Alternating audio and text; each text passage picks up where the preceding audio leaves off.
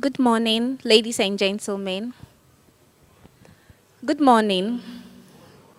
Okay, so without wasting much time, we'll just delve into business and why we are here. Once again, my name is Belinda Inketia, and I'll be your MC for today's program. And would like to appreciate your patience with us and for staying with us even till now. We apologize for the delay in today's program, but trust that everything is going to be successful. So without wasting much time, we would ask Master Kasim to give us the opening prayer for today's program. Master Kasim.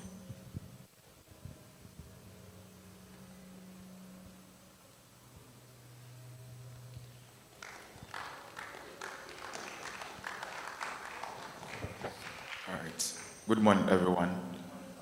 We ask Allah subhanahu wa ta'ala to help us have a successful program. And then whatever we all came here for, we will be able to get it at the end of the day. Bismillah ar-Rahman ar-Rahim. Alhamdulillah Rabbil Alameen. Ar-Rahman ar-Rahim. Maliki yawmiddin. إياك نعبد وإياك نستعين اهدنا صراط مستقيم صراط الذين أنعمت عليهم غير المغضوب عليهم ولا الضالين آمين. Oh, Amen. Okay, so welcome once again to African Business Opportunities Forum and Expo. And we are here to find out how we can ignite possibilities and make things work here in Africa and across the continent. So I would like to welcome Miss Afiba to give us the introduction of the AfCFTA and then AfBOFI. Please let's welcome her with a round of applause.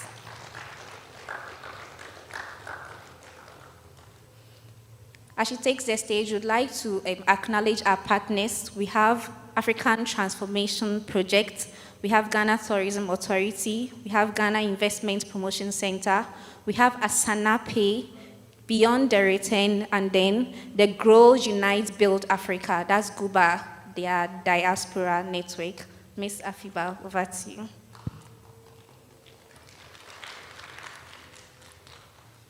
Thank you so much, Belinda, for that wonderful first intro. This morning, I'm truly happy to tell you the story of African Transformational Project, AfTP, as a way of introducing the organization to you and vice versa.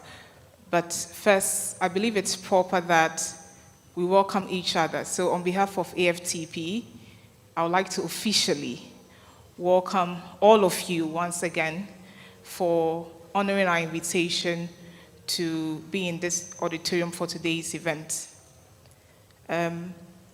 What we are about to experience in the next couple of hours that we'll be sharing together here, brothers and sisters of Africa, as we are known to refer to ourselves here in AfTP, promises to meet your expectations. I was quite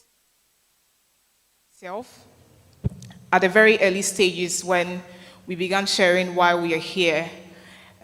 Most of the things we shared on the underlying thoughts of most of us was to be able to connect, to be able to learn new ways of doing the businesses that we already engage in. And today, the African Business Opportunity Forum and Expo promises to do exactly that. I would like to also, on behalf of AfTP, acknowledge the presence of our partners and special guests for today's event.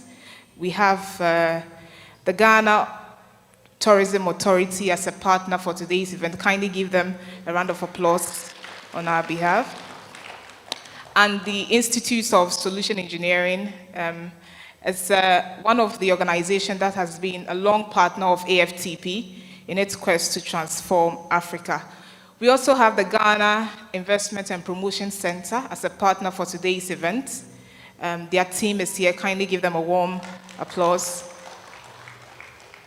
And also GUBA, Diaspora Network. We have their representative here with us. Thank you so much for partnering with AfTP. We have Asana Pay, and as well as some media partners and journalists who have joined us for today. It's important that we also acknowledge the presence of our online audience who are joining us across Africa and beyond. We appreciate your presence and participation in today's event. Thank you so much for joining. Now, in telling the story of AfTP, we have over the years had people we consider as friends of our vision, people who have volunteered and over the period participated in every event that we've had in the past. These are people who believe in the vision, AfTP's vision, of transforming Africa in our lifetime. Hello, can you kindly, yes, the pointer. Yes, yes, thank you. So we have people who have been with us from the beginning and have been engaged in the process of equipping people of African descent with the skills, the tools, and more importantly, the knowledge required to be able to compete as an African in the world of business or any other field of human endeavor.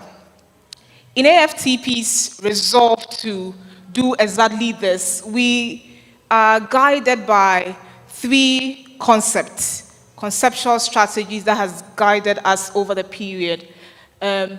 One of them is what we call intellectualism. This particular strategy is focused on equipping the African to be able to think critically, but more importantly, to be practical in their thinking in solving African problems. The second strategy that has guided our operation so far is what we call the differentiation strategy. Especially on the global front, one of the challenges we've had as Africans has to do with our identity, the unfortunate inferiority complex that is attached with the black skin and the black identity. What we seek to do at AfTP is to be able to rather change the narrative so that Africans can appreciate their identity, embrace it, and even use that same unique identity as a leverage in succeeding in business. One of the important strategies we also adopt in our operation is what we call talent monetization. Because the problem with Africa, as you would agree, is not that we lack potential or that we do not have the knowledge, but that point where knowledge converts to money, where we are able to use all the education and the training we receive in both formal and informal educational systems, convert them into money is what we are focused on. So this particular strategy seeks to do exactly that. Now, as an organization, and coming back to why we are here today, as an organization, AfTP recognizes that for us to reach that point where Africa is developed, as we all hoped, we need to take that first step of renewing our minds, having a change of thoughts in the way we do things and the way we see the world around us. We believe that this particular decision, important decision, is one of the clarion calls that the Osagyefo Dr. Kwame Nkrumah in both his writings and teachings taught us when he called for the new African personality. It required that new way of thinking, and thinking begins from forums like this where we have conversations that spark or stimulate a new way of viewing ourselves, our world, and doing business. So today's event, which we've dubbed the African Business Opportunities Forum and Expo, has been put together by AfTP. It aligns with what we seek to achieve as an organization, and today's event is under the theme, Achieving the Impossible, right? Achieving the impossible, going beyond the extent to which our minds have been conditioned to believe we can do, both as individuals and as business people. So the underlining of today's objective, as you would experience or are about to experience if you haven't already, for those of us who witnessed the VIP networking session, is to be able to leverage the wonderful minds, the speakers that we invited for today's event. And these are people that in their individual capacity, are themselves business people. They have conducted business on both the continental level and beyond. And so for them to be able to share with us their insight as businessmen, and by that we are also inspired to go and use the knowledge we gain from this event to do more for ourselves. So ladies and gentlemen, I hope for us, you and me also, because I'm also interested in what is happening here, that every experience that we've shared, every expectation that we are looking forward to today's event will be met, and we will leave here with new and bigger exploits as Africans and business people. Thank you so much, and once again, welcome.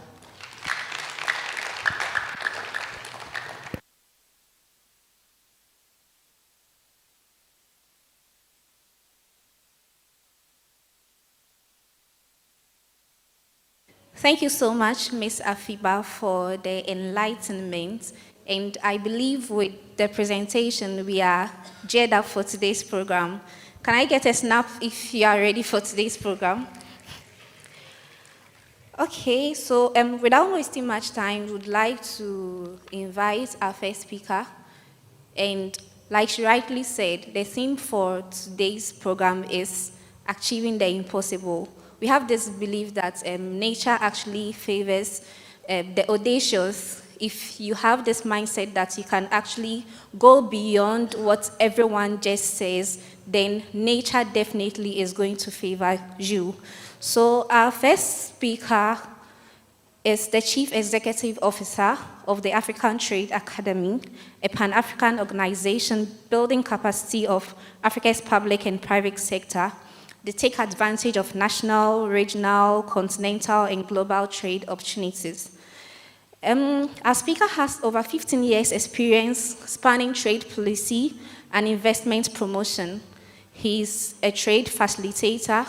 He's into private sector development. He's into agribusiness. He's into finance facilitation, market research, project planning and management, and also he's into development communications. He also is an experienced trainer. He's a facilitator and he's a moderator. And he has trained customs officials, business executives, and private sector operators in Ghana, Ethiopia, Malawi, and SACU region on how to take advantage of the African Continental Free Trade Agreement. How many of us here have heard of the African Continental Free Trade Agreement? Oh, I really have brilliant minds here. So, and he consults for the World Bank Trade Facilitation West Africa Program and GIZ support program to the AfCFTA and other international organizations. Our speaker holds a master's in international law and economics from World Trade Institute, University of Bern, Switzerland, and he's a postgraduate diploma in business administration, and he has a bachelor's degree also in economics from Ghana Institute of Management and Public Administration. Without wasting much time, our first speaker for today is Mr. Dode Seidu. Let's give him a round of applause as he mounts the stage. Let's keep clapping for him. It's not easy. Our speaker is really a great person. Mr. Dode, you're welcome. Thank you. Good morning. Please, an applause for Belinda. I think she's done a very fantastic job. So good morning, distinguished ladies and gentlemen. I hope you are doing well this morning. Great. So I understand that I didn't see the hands that went up about those of you who have heard about the Africa Continental Free Trade Area Agreement. So please show by hand again if you've heard about it. Okay, that's a good number. So let's do this. How many of you would rate yourselves based on a scale of 1 to 5, where 5 means you are very knowledgeable or you understand it to a large degree, and 1 means maybe low knowledge or 0. So 5, how many of you can say that for AfCFTA you are 5? Okay, so I have somebody there, 5. So I think you should join me to do the presentation. Thank you. Yes, who else? A 4? Okay, I have some 4s. Okay, Then threes. Okay, 2. Okay, then 1. Okay, so then that gives me the opportunity to pretend to be the expert with the 4s and the 3s. Great. Do I have the pointer? Great. So it's going to be a short one, and then hopefully when we do the panel discussions, we can have more questions. Oops. Okay. This is back. I should point it this way. So this is back. And this is front. Okay. So I'm going to talk about the African opportunity, the market challenges, and then also talk about what the AfCFTA stands for or is supposed to achieve. Talk about how to practically export under the AfCFTA. So I know we all live in Africa, and often for many Africans who live in Africa, Africa may not sound as an opportunity, right? What do we see today? We see a lot of young people or people trying to, is it Jakba? Is that the word we use? Jakba. We all want to Jakba. Yes, so that is more the trend. And don't worry, it's not new.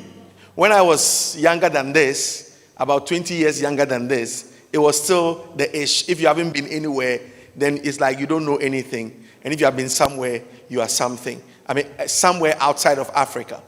So Africa is an opportunity. And here we're talking about 55 nations with a combined GDP of $1.3 trillion. Now, when we talk about the GDP of any group of people, we're talking about their economic power. Okay? And that economic power is what we are trying to talk about when we talk about the AfCFTA. We're also talking about a population of the continent with about 1.4 billion people. And this 1.4 billion people is projected to become the second largest or most populous continent after China by 2030. So that puts Africa at a very, very, very big advantage. I'm talking about the African opportunity. So if you have not seen it, that is what many people are seeing and are trying to come onto the continent. Now, out of the 1.4 billion people on the continent, we have 1/3 of us, including you, who can be described as middle income earners. Can you believe it? You are very rich. That's how you are seen. You are seen as somebody who does a good job, earns a good income, is able to spend well, and have some for other things that people who are seen to be poor cannot afford. You have good disposable income. So this plus a lot of things being, the fact that we're going to have population growth, we're going to have the ability to demand more food and more other products, creates the opportunity for the African continent. But this opportunity is also subject to a number of challenges. And when it comes to specific trade issues, this is what we face. We face high levels of, or low levels of intra-Africa trade. So our level of trade as a continent, between ourselves and amongst ourselves, is relatively low compared to other continents where they trade. I know some people don't believe in this narrative, but you have to paint the picture that there's a need for more intra-Africa trade. We trade informally, people do deka and all of that. That is not the trade that we are looking for. We're looking for high value, high volume trade, formalized, crossing borders appropriately. We're talking about investments in other African countries, all stimulated by, formal trade. The other thing is that whereas we also have this low level of trade, intra-Africa trade is low. Okay. Intra-Africa trade is low. It's not responding, sir. Keep pointing. Intra-Africa trade is low. However, intra-Africa tariffs are quite high. So if you decide to export a product from here to another African country, usually you will face a high duty compared to if the same product was being imported from a place outside of Africa. Here we're talking about intra-Africa average tariffs of about 11.3%, whereas with non-African partners, we stand around 6.3%. This notwithstanding, we still export or trade amongst ourselves in what we call high-value goods. What we trade with non-African partners is in raw materials, the usual cocoa, cashew, rubber in raw form. However, what we trade between ourselves as Africans is in what we call high-value goods. There's some value addition to the products, just that the volume is low. Then there's also a lot of evidence that we trade within regional blocks. So we are a continent made up of 8 regional blocks, and those regional blocks has been the place where a lot of the trade happens. So for example, Ghana trades significantly with ECOWAS countries than it trades with countries in the Southern African region, and vice versa.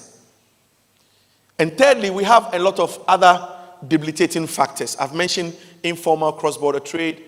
I haven't mentioned yet, but a lot of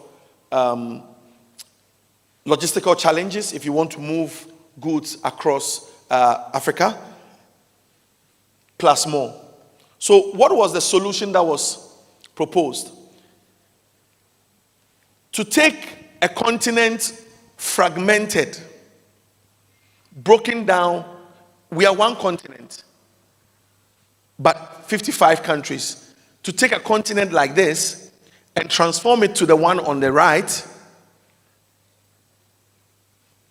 is it pointing?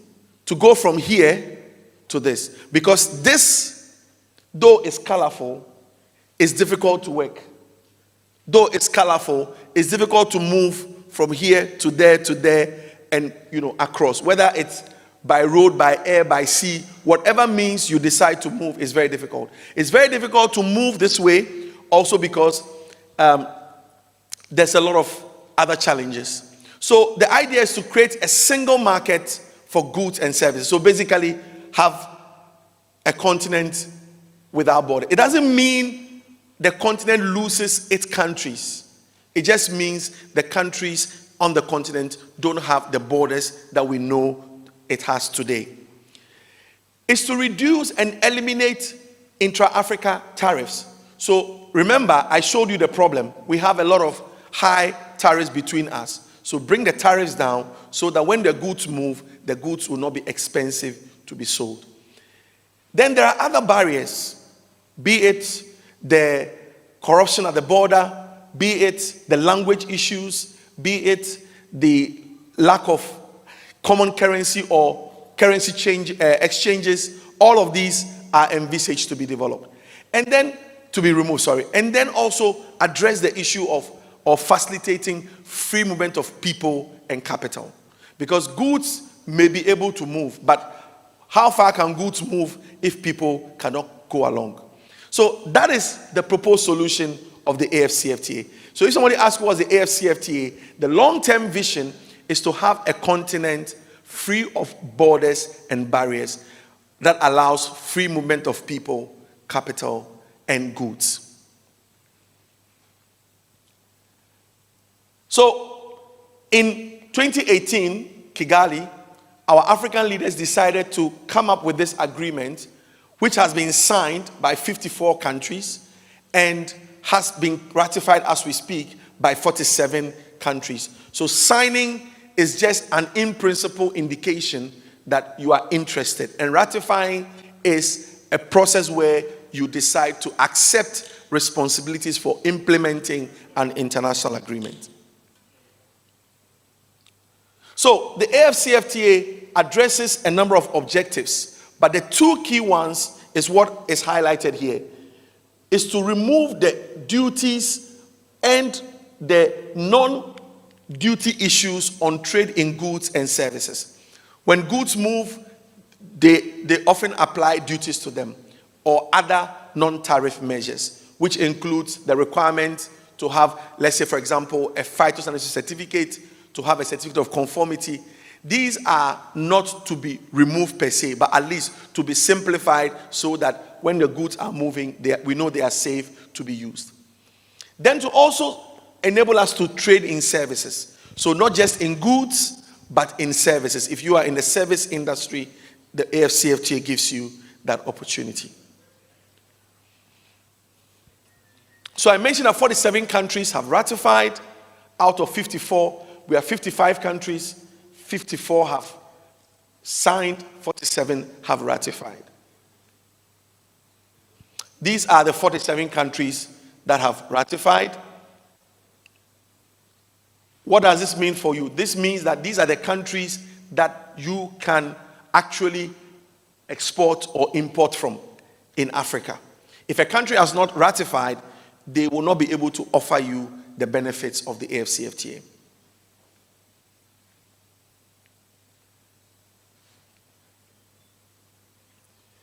So I'm going to talk about one key thing that at least has advanced in the AfCFTA. So if you look at the AfCFTA architecture, it focuses on 8 key areas. The first one is the protocol on trade in goods, how we trade in goods. The second one is on trade in services. The third one is on procedures for the settlement of disputes. The fourth one is on intellectual property, how to protect and enhance the creative power of Africans. The fifth one is on investment, how to facilitate intra-Africa investment. So we're not just interested in FDI from outside Africa, but we're interested in FDI from and within Africa. Then the sixth one is on competition policy. How do you create a level playing field so that those who import and export, those who do business on the continent, do not practice unfair business practices. Then the seventh one is on women, how to enhance women and youth participation in the AfCFTA. And then the eighth one is on enhancing digital trade, how to use digital trade to. So these are the 8 main areas that the AfCFTA is covering. And these have been put up in what we call protocols that would be implemented. So, talking about trading goods, the key thing here is to remove duties on the goods that are traded. And so, there are 3 main issues I would like to take you through. For you to be able to move goods within Africa, to trade in goods in Africa, 3 things must at least be satisfied. The first one is that the goods you are trading must qualify as made in Africa or made in your country. For that to happen, you must satisfy what we call the rules of origin. The rules of origin are the criteria set out in an agreement like the AfCFTA to tell you whether the product you are bringing into my country or the product you are importing from a country is actually made there. Okay, that's the first one. The second one is that for those rules to apply, we must also determine which products we are reducing the duties on. So even though the AfCFTA is focused on tariff reduction of duties amongst African countries, we are not removing duties on every product. Please, is it clear? We are removing duties on a specific set of products. Okay? And that particular set of products will be indicated shortly. Then last but not the least, when the rules of origin is known and the tariff to be reduced is also known, then now we move into how the goods will move from country to country. So let's talk about first how the duties will be removed. Each country is presenting out of whatever goods it imports and exports, what we call your tariff lines. You are going to put up 90% of those products for duty reduction. That is what I've indicated here as category A. Is it clear? It's not clear. Who said no? Yes. Thank you. They all said yes, you said no. So you give me a chance to repeat. Now, what we are saying is that, so take me to be a country, okay? I have products I import and export. Those products I import and export, including the ones I make, are in my tariff book. I have a document that indicates the import and export of my products. I am opening up my country for you to bring goods into it, and you are also opening up your country for me to bring goods into it. What we are saying is that we are not going to allow everything you make to come into my country, and neither am I also not going to allow everything you make to come to your country. Is that clear? So I'm putting up 90% of my products. I'm saying that I'm going to reduce the duties on them. Okay, so those 90% of those products is what usually you will be able to export or import from an African country. When I've done that, I have 10% of the product lines I am yet to liberalize. I'm yet to reduce the duties on. And the AfCFTA is allowing me to reduce the duties on another 7%. I'll explain that shortly. And then there's a 3% of those products I will not reduce the duties on them. Okay? In trade language, it's part of what we call your policy space, because there are some products that you make, you have a lot, and you are not interested in importing a lot into your country. Sometimes there are sectors of your economy you want to protect from imports. Therefore, you would not put that. That is what we call the category C. You are excluding them. But because you cannot ban people from bringing them into your country, you put a high duty on it. Almost like a prohibitive duty. Is that clear? Yes. So the first line is the product I am putting up for duty reduction. And the duty reduction will be done over a 5 to 10 year period, depending on my categorization as a country, whether I am a least developed country or a developing country.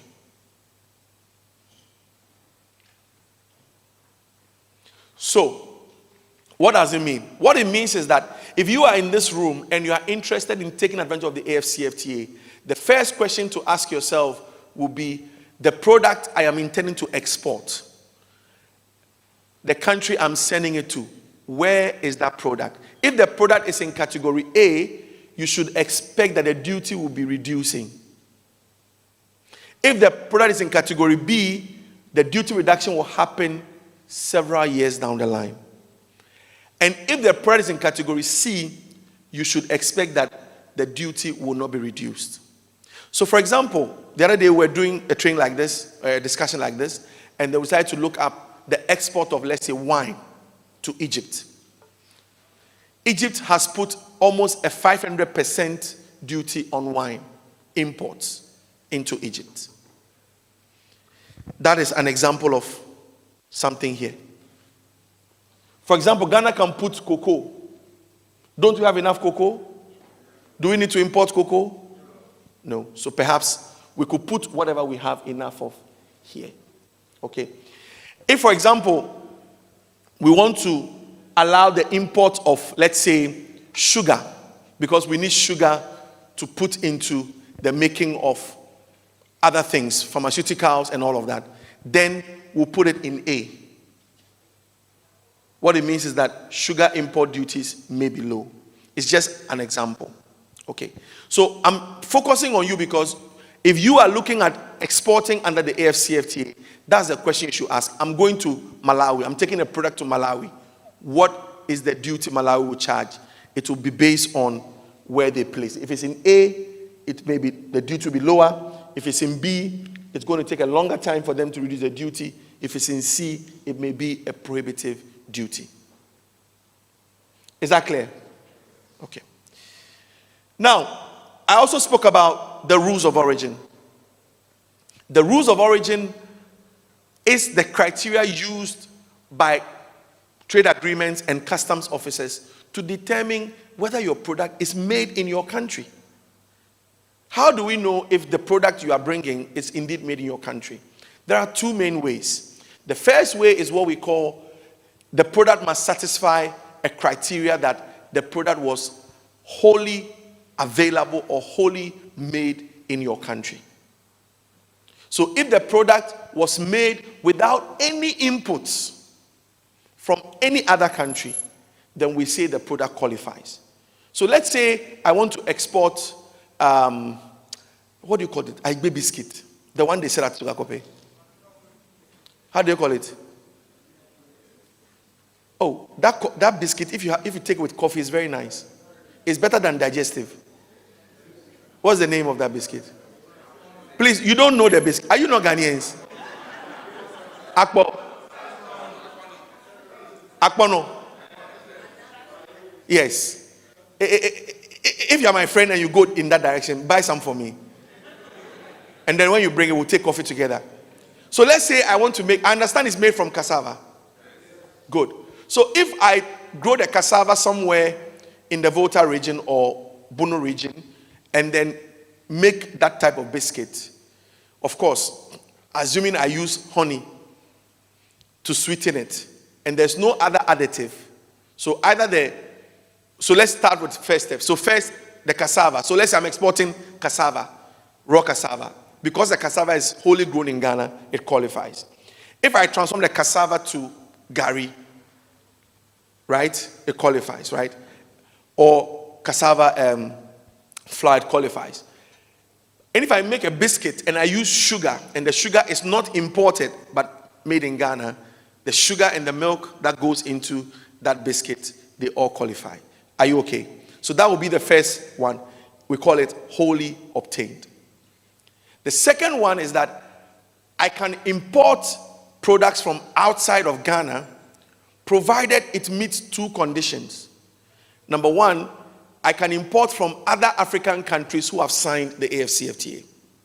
If I import raw materials from them to add to my biscuit, the product will qualify as made in Ghana. The second thing is that if I import other materials to make, then besides, if it's not from another African country, two conditions must be met. One is that the value of what I add locally should not be less than 40%. What value I add, which means my cassava flour, my workers and our labor, electricity, water, all of that we use should not be less than 40%, which is the other criteria, which means that whatever I import should not be more than 60%.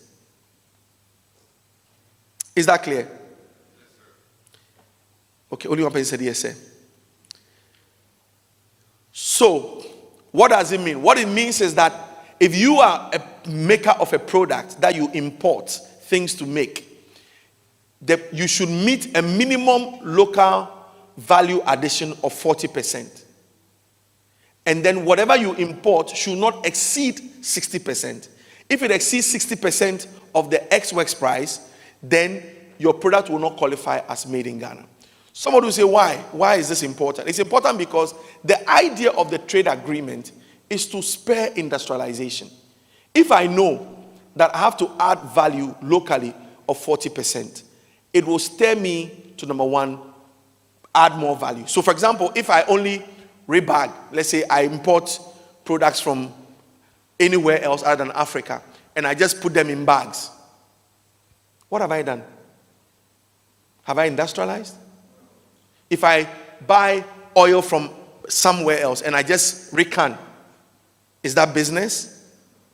Of course, that is a type of business, but that is not a type that will qualify under the agreement. Okay. So these are the critical areas. So I've explained how the duties will be reduced, and I've also explained how the products you intend to import or export will qualify as originating from Africa or your country.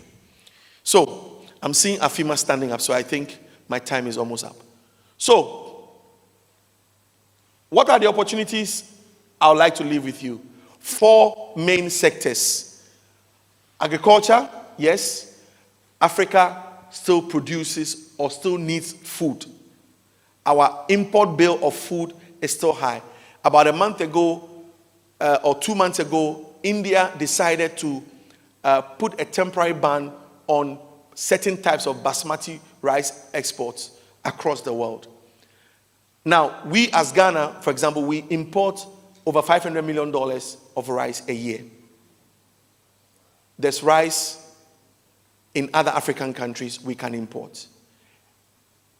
At least, if we're talking about Africa Transformation Project, that can be the best that we can do, right?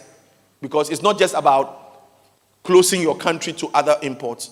It's trade. You can import and you can export. But also the fact that it's an opportunity.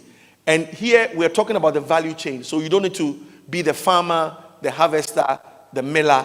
You can decide to concentrate on perhaps buying the rice from local farmers, packaging it well, milling it well, and marketing it across the continent. Manufacturing is one big sector that also exists. I would say that these first two are often high investment, high intensive. But the last two here, I would say are equally high intensive and high investment, but could be a starting point. Services. Services is one sector where you can export, you can import. You can export you can export services in 4 ways. The first way is that you can sit here and provide your services across the internet to another person in another African country as an exported product. So assuming I'm an architect or a software designer, I can sit here, design a software based on a contract and agreement with somebody and send it to them, and that will be an exported service. The second way is that the consumer of the service can come here to consume my service, to use my service. So for example, if I run a medical facility, if I run a nice hotel, an ecotourism site, people can travel here to consume my service, and that will be an exported service. The third way is that I have to set up, or you may be required to set up a physical presence in a country to provide your service. So perhaps you want to set up a fintech in another country, you go there to provide the service. Then, that is, you set up a physical presence. Then the last way is when you travel temporarily to provide a service. So assuming I was making this presentation in another country to non-Ghanaians, I'll be indirectly exporting my services to them. So services is a big one. And last but not the least, creatives. So anybody involved in the creative sector, music, fashion, and fashion is broad. From about 3 months ago, we're doing a similar discussion with those who make leather products in Ghana. Huge market. Leather accessories, beads, you name it. These are sectors where Africa, not the diaspora, but Africa needs, and those opportunities exist. So, how do you export? So here I'm looking at goods trade. If you make products, how do you export in the AfCFTA? Number one, you must have a registered business. So if you don't have a registered business, there's no business exporting. Number two, you must have an exportable product. The product must be exportable. When we say an exportable product, we mean a product designed or developed with an international buyer in mind. So the fact that it is made in Ghana and selling in Ghana doesn't mean that Ethiopians and Kenyans will just like it. It has to be adapted to them. Whether it's the packaging, whether it's what goes into it and all of that, it must be exportable. The third thing is that, of course, you must register with national authorities. Fifth, do your market research. The AfCFTA, what I've presented is just a short presentation. It's a lot of things to learn and know. And even the markets you are going to know their tastes and preferences. Have buyer's contracts. You don't just move, make sure you have a contract which assures you that you can deliver. Think about how to get the products to the country where you are going. How do you export the product?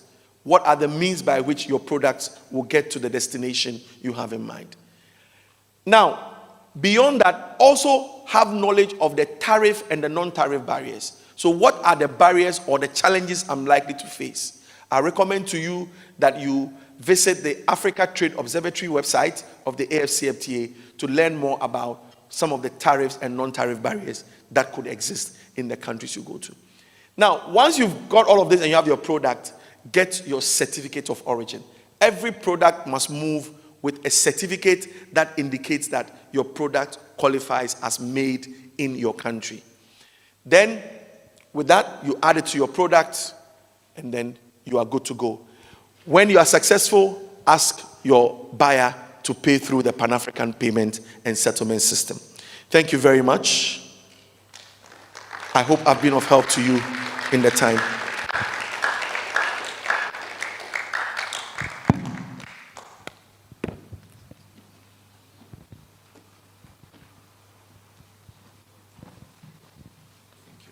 Thank you very much, Mr. Seidu. Let's give him a round of applause once again. And that was Mr. Seidu, CEO of Africa Trade Academy, speaking to us on the theme, Opportunities under AfCFTA. Our second presentation is going to be on the theme, digital transformation. And we have a speaker who is a digital media strategist. He's a social media coach. He's a technology consultant, a conference speaker, a workshop facilitator, and a writer. He has trained and consulted and worked for both local and global brands in sectors such as telecommunications, finance, mining, education, media, civil society, and churches. Some of the brands and companies he has trained, worked, and consulted for include Newmont Ghana, MTN Ghana, Access Bank Ghana Limited, European Union Delegation to Ghana, Africa Leadership Institute, the British Council Ghana, the Soft Tribe, United Bank Ghana Limited, Benchmark Professional Training Center, International Central Gospel Church, that's ICGC, and many more. Our speaker has also shared his insights on topical, social, and technological issues on major local media houses such as BBC 101.3 FM, we have Joy, we have City, Ghana Television, TV3, Live 91.9 FM, GH1, and Joy News TV. And he's also a technology columnist for Graphic Business. That's a weekly newspaper printed by state-owned graphic communication group. He's a Legonite. He's a graduate of the University of Ghana and also a graduate of the Digital Marketing Institute of Ireland. And he's the managing director for Pop Out, a startup company based here in Accra. Let's welcome Mr. Maximus Ametogo with a round of applause. And before he takes the microphone, please, I hope you are all taking note of everything that's going on here, because I glanced and I realized most of us were staring. I want to see some writing. If you don't have notepads, typing on your notes on your phones or something, please. I know your minds are brilliant, but then writing is very powerful, so make sure you capture every moment. Thank you very much. All right, thank you. Good morning. Yeah, so my name is Maximus Ametogo. I'm here to share some insights on digital transformation. Now we are talking about digital transformation all over the place, right? And a lot of the times when the simple things are digitalized, we don't value it.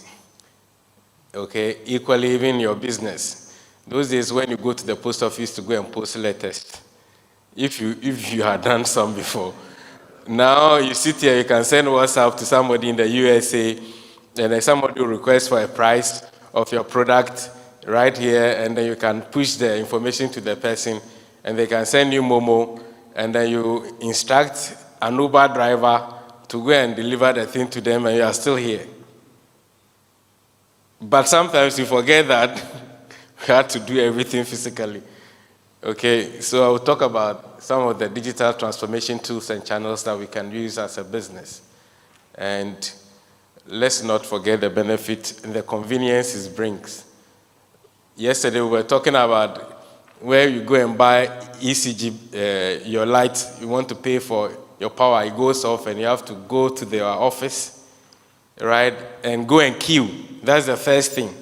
Sometimes you can even go and stand behind the wrong queue. When you are almost through to the teller, they will tell you the other one is the right queue. Now you can do it from your home, but because it's convenient, you think, oh, it's not necessary. We need it, right? So for me, I always want to start with some numbers. Globally, we have 5.1, 6 billion internet users, and then active social media users, almost 60%. So it means that when you pick more than what they call it, 1 out of 2 people in the world, they have access to internet or they use internet. And most of them also are on social media, and of course, most of us here are on various social media platforms, right? Now, when you come to Ghana, so, Mr. Otherwise, we spend more time pointing at things. So when you come to Ghana, we have 23 million internet users. So that's almost 70%.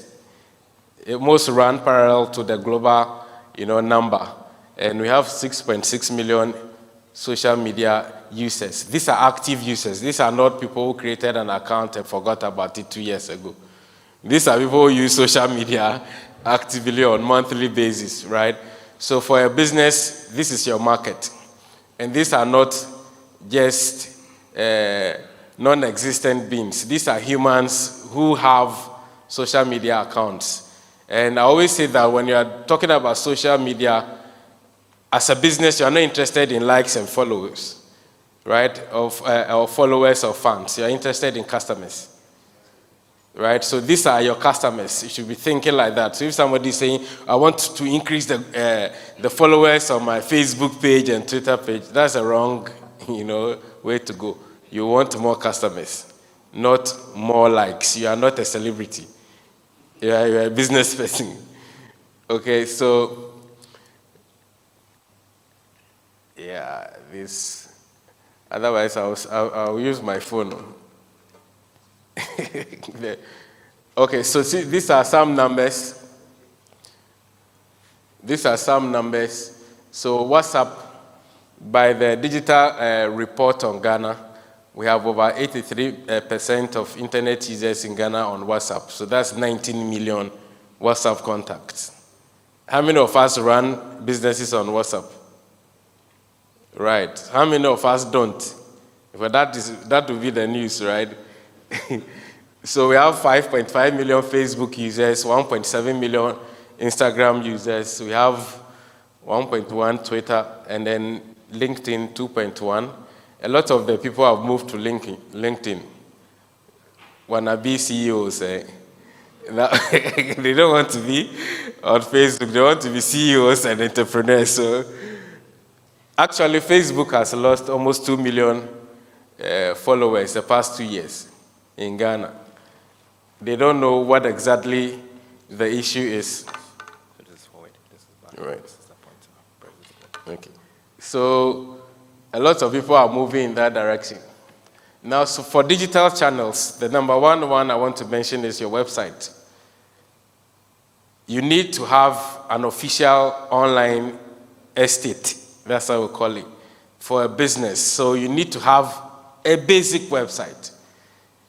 It's very important. If you are selling a product or you are selling an idea or a service, you must have an online presence. It's like the new marketplace. The online presence is the makala that we all have, so that you can compete globally. Now the Chinese are selling shoes to Ghanaians from China, but they are present here because of what? The website and the channels that you have. They are on social media and various platforms, and they are selling to people you also want to sell to, but at a cheaper rate. And sometimes some of the things they even sell to the people locally is cheaper sending it from China than sending it from La Paz. Right? So you need an online presence to make sure that people can sell it to you, and that's why you need a website. It's very important. If you sell a product, you must have a website. Now, on top of that, your email. Stop using Gmail and Yahoo for business. Amen.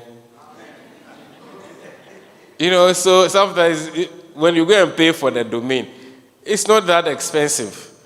And you have an official, so if you are Max Foods, you have maxfoods.com. So when you are sending an email, maximus@maxfood.com. What is maximus23@yahoo.com? So you don't know whether the email is even official or not. Get an official email address. It's very important. And you see, most people check their social media, but 91% of internet users check their emails every 24 hours. And that's quite a huge number too as well. Now, Facebook and the rest, they have designed algorithms that even don't favor content, distribution. Okay, so when you have 10,000 followers, less than 1% of your followers will see your content by default. When they start commenting and reacting to it before they start exposing it to more people. So those days when they were small, the one they were exposing it to more people. Now they are big, so they need you to pay before your content can reach more people. By emails, you can get 91% of the people checking. Location. Now digitalization. You have Google, even Google search is there. If you go there, it's free. Go and put your business on Google Map. It's very important. Instead of using the organizer and the watch seller as your GPS, now you can have Google Map. It's quite extensive now. Aside the pin, you can put your products and services, your working hours, whether you have Wi-Fi there, whether there's parking lot, and the rest, they are all on it. It's just like a mini website. So why don't you have it as a business? And people who even want to search for products will go to Google to search for the products you're offering anyway. And Google Maps is one of the highest ranked, content because it's also from Google. So for a business, create a Google map, a location map, and then when you have a website, you must optimize it so that when people are searching for your product or service or your name, search engines will crawl you or rank you up. It's very important, right? If you are designing your website, tell your website designer that I want my website to be optimized so that when people search for things on Google or Bing, my content will come up so that they can click on it and buy my product. Now, digital display advertising, you need to spend some money. If you have a website and you sell products, spend some money and advertise on Google, right? It's very important. Now, you need traffic to hit your website so Google can see that your website is very relevant so they can rank you high. Otherwise, when you go on the second page to the thousands page on Google, nobody will click on it. Because by research, less than 5% or 7% of people who search for things on Google go to the next page. So if you are not on the first page, you are as good as absent. Right? So you need to have that. You need to spend some money, even though it's cheap, but it's not free. You have to spend some money on it. Next one, mobile. All of us here use mobile phones. Who makes calls from their laptops? Well, everything is here. This one is your laptop, your everything on your phone. So for a business, you should be thinking, how do I sell more to more people using the mobile device? It means that when you're even designing your brochures or artworks, you shouldn't load with a lot of text that people need to squint to see what you have written. Simple, straightforward stuff. You should be thinking mobile. You are using WhatsApp messaging to send people messages. You are using Uber on it. You can order for a delivery service.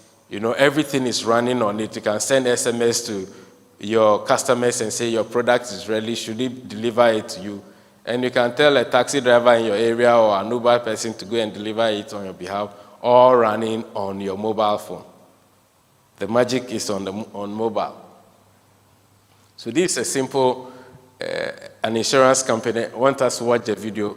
Just read the text on it.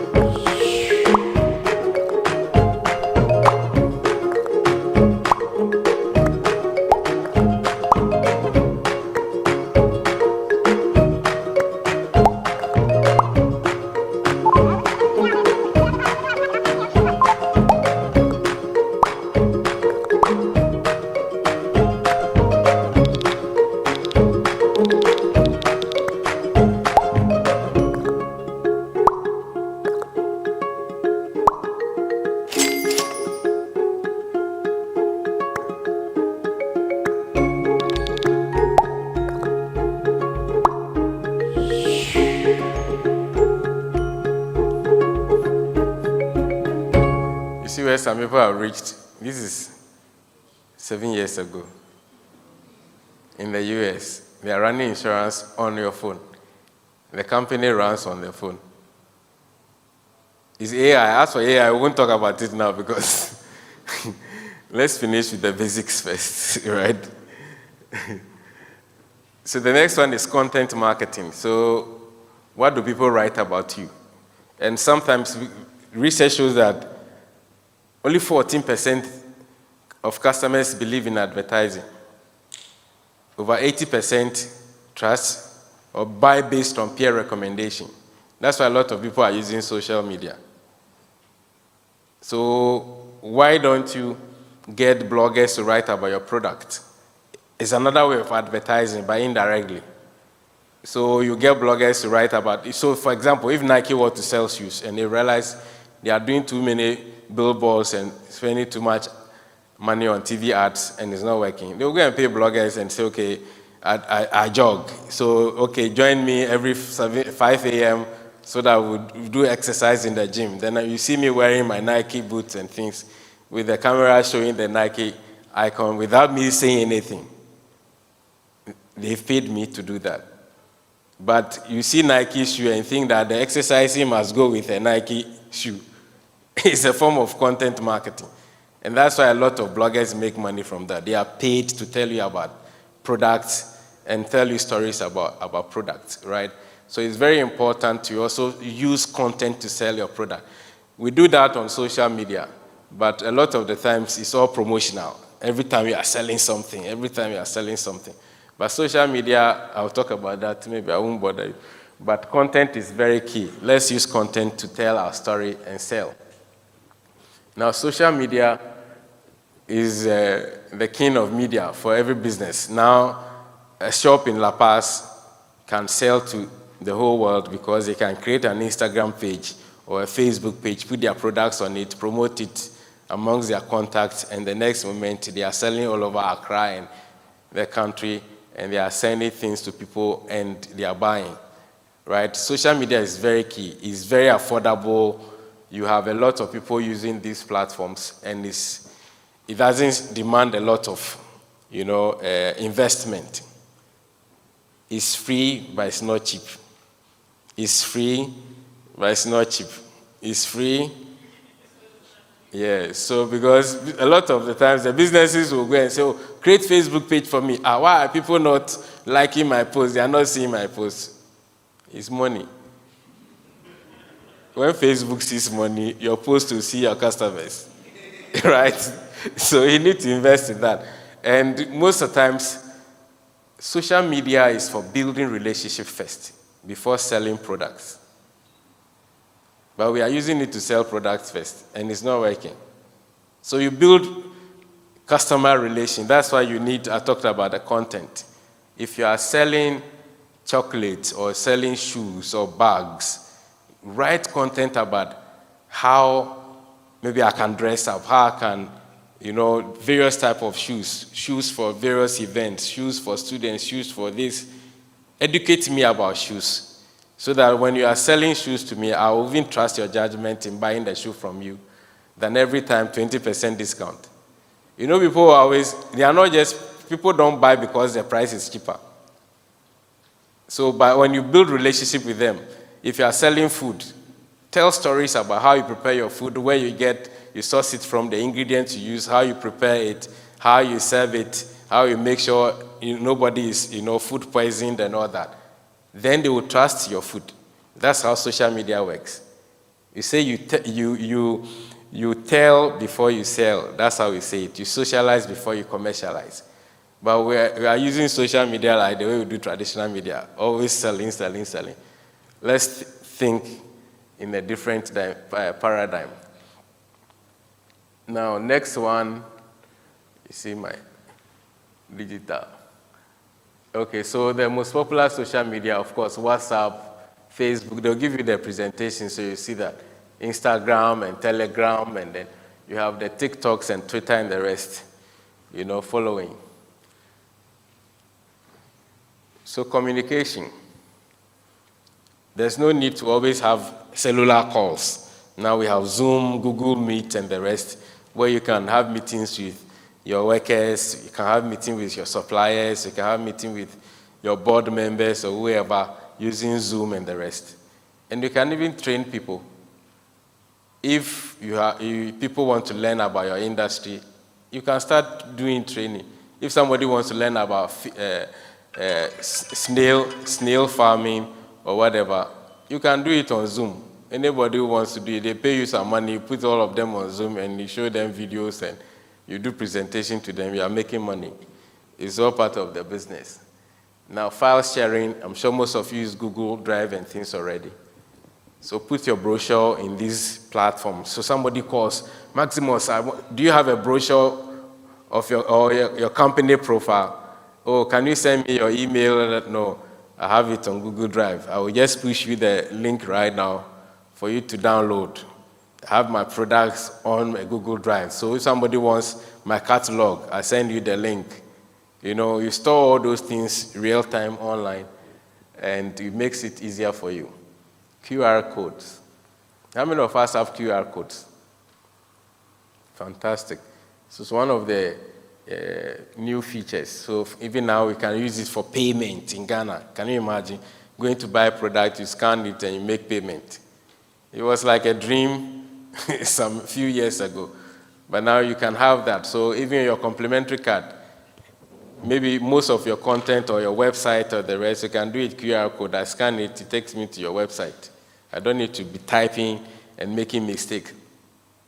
When you do your QR code, you test it and make sure it doesn't go to your competitor's website or the wrong one. When you do that, put it to your complimentary card and brochures. If I want to go to your website, I just scan it. Straightforward, I go there. If you have an e-commerce platform, the same way. It makes your work easier. Then analytics, right? So you need to measure everything. Your website, you can ask your web developer, are we getting the traffic? Are people visiting the website? Which pages are they visiting? Even Facebook. Facebook, they give you the analytics, even the front end. When you post something, they can tell you how many people liked it, how many people commented on it, how many people shared it, and you can see how many people you've reached. Those are the analytics. You need those data to make informed decisions about your business. It's very important, right? And online payment. Now there's Momo, so you can't say, oh, I can't collect money or pay me cash. Now we stop doing cash, right? It makes it easier. Sometimes somebody you have, because you know the psychology of pricing, right? Instead of 2 cedis, you say it's 1.99. Meanwhile, you don't have one peso coin to give. But when you digital, you can even do 1.9998. The person can pay you with Momo without asking for change. That is a benefit. So you must have that as a business. Mobile money, you have your card payment, and most of the banks also can help you integrate their payment into your website. So if somebody wants to pay you, they can pay you directly into your bank account. No stress. So that nobody will be doing business in your business. Do you understand that? You have somebody in your business. They are selling things, but you are not seeing the money. They are doing business in your business. Uh, so the last one is e-commerce. As much as possible, if you sell tangible product, focus on how you can sell it online, not just show it to people. Put a price on it. Don't be scared about the price. Now people don't want to put prices on things because they think their competitors will see it and then reduce theirs. Look, you can sell the same shoe in East Legon for $1,000. You can sell the same shoe in Makola for 100 cedis. Those who will buy in East Legon, they will still go and buy the same shoe. They won't come to Makola. So why are you hiding the price and people will come and comment, how much is it? So you have 30 people asking you how much is it under the same post, and you are always responding with a price. You are wasting your time. Inbox, yes. So DM me, anything, DM me. Your competitor can come to your DM to ask for the price. So, you go on Amazon and eBay, the prices are there. If you buy, you buy. If you won't buy, you go away. It's not difficult. But we are so price sensitive, as if we hide the price, people will buy more. And then you call somebody, they will call you and ask you, how much is it? You say 1,000. You say, hey, it's very expensive. And then you become disappointed whether your price is too high, that's why they are not buying, or because you are hiding it, that's why they are not buying. And then you are all feeling guilty. Show the price. Those who will buy. Right? So, this is Amazon. We started to wonder, what would shopping look like if you could walk into a store, grab what you want, and just go? What if we could weave the most advanced machine learning, computer vision, and AI into the very fabric of a store so you never have to wait in line? No lines, no checkouts, no registers. Welcome to Amazon Go. Use the Amazon Go app to enter. Then put away your phone and start shopping. It's really that simple. Take whatever you like. Anything you pick up is automatically added to your virtual cart. If you change your mind about that cupcake, just put it back. Our technology will update your virtual cart automatically. So, how does it work? We used computer vision, deep learning algorithms, and sensor fusion, much like you'd find in self-driving cars. We call it Just Walk Out technology. Once you've got everything you want, you can just go. When you leave, our Just Walk Out technology adds up your virtual cart and charges your Amazon account. Your receipt is sent straight to the app, and you can keep going. Amazon Go. No lines, no checkout. No, seriously.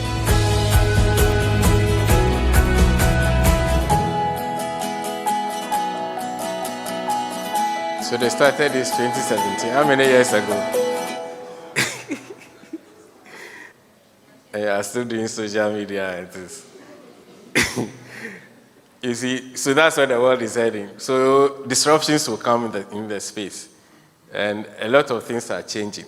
The faster you move into the digital space to know where the world is heading, instead of just sitting in your corner thinking that people should DM you for the price.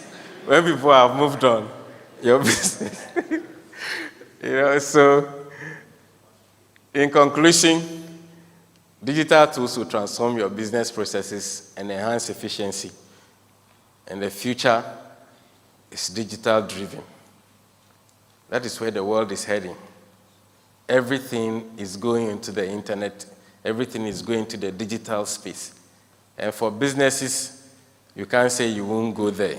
You can't be, I don't want, should I say it or I should? One company, every time the advert is about, we don't sell our product on social media, people will scam you and the rest. I hear it, I go like, you are not selling online, but you are telling us that you don't sell online, so people shouldn't scam you in a digital age. Anyway, thank you.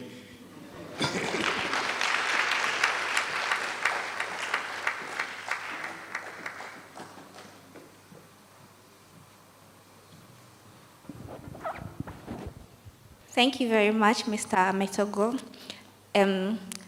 Look at the next person seated beside you and tell him or her that the future is digital driven. What's the response? What's the response?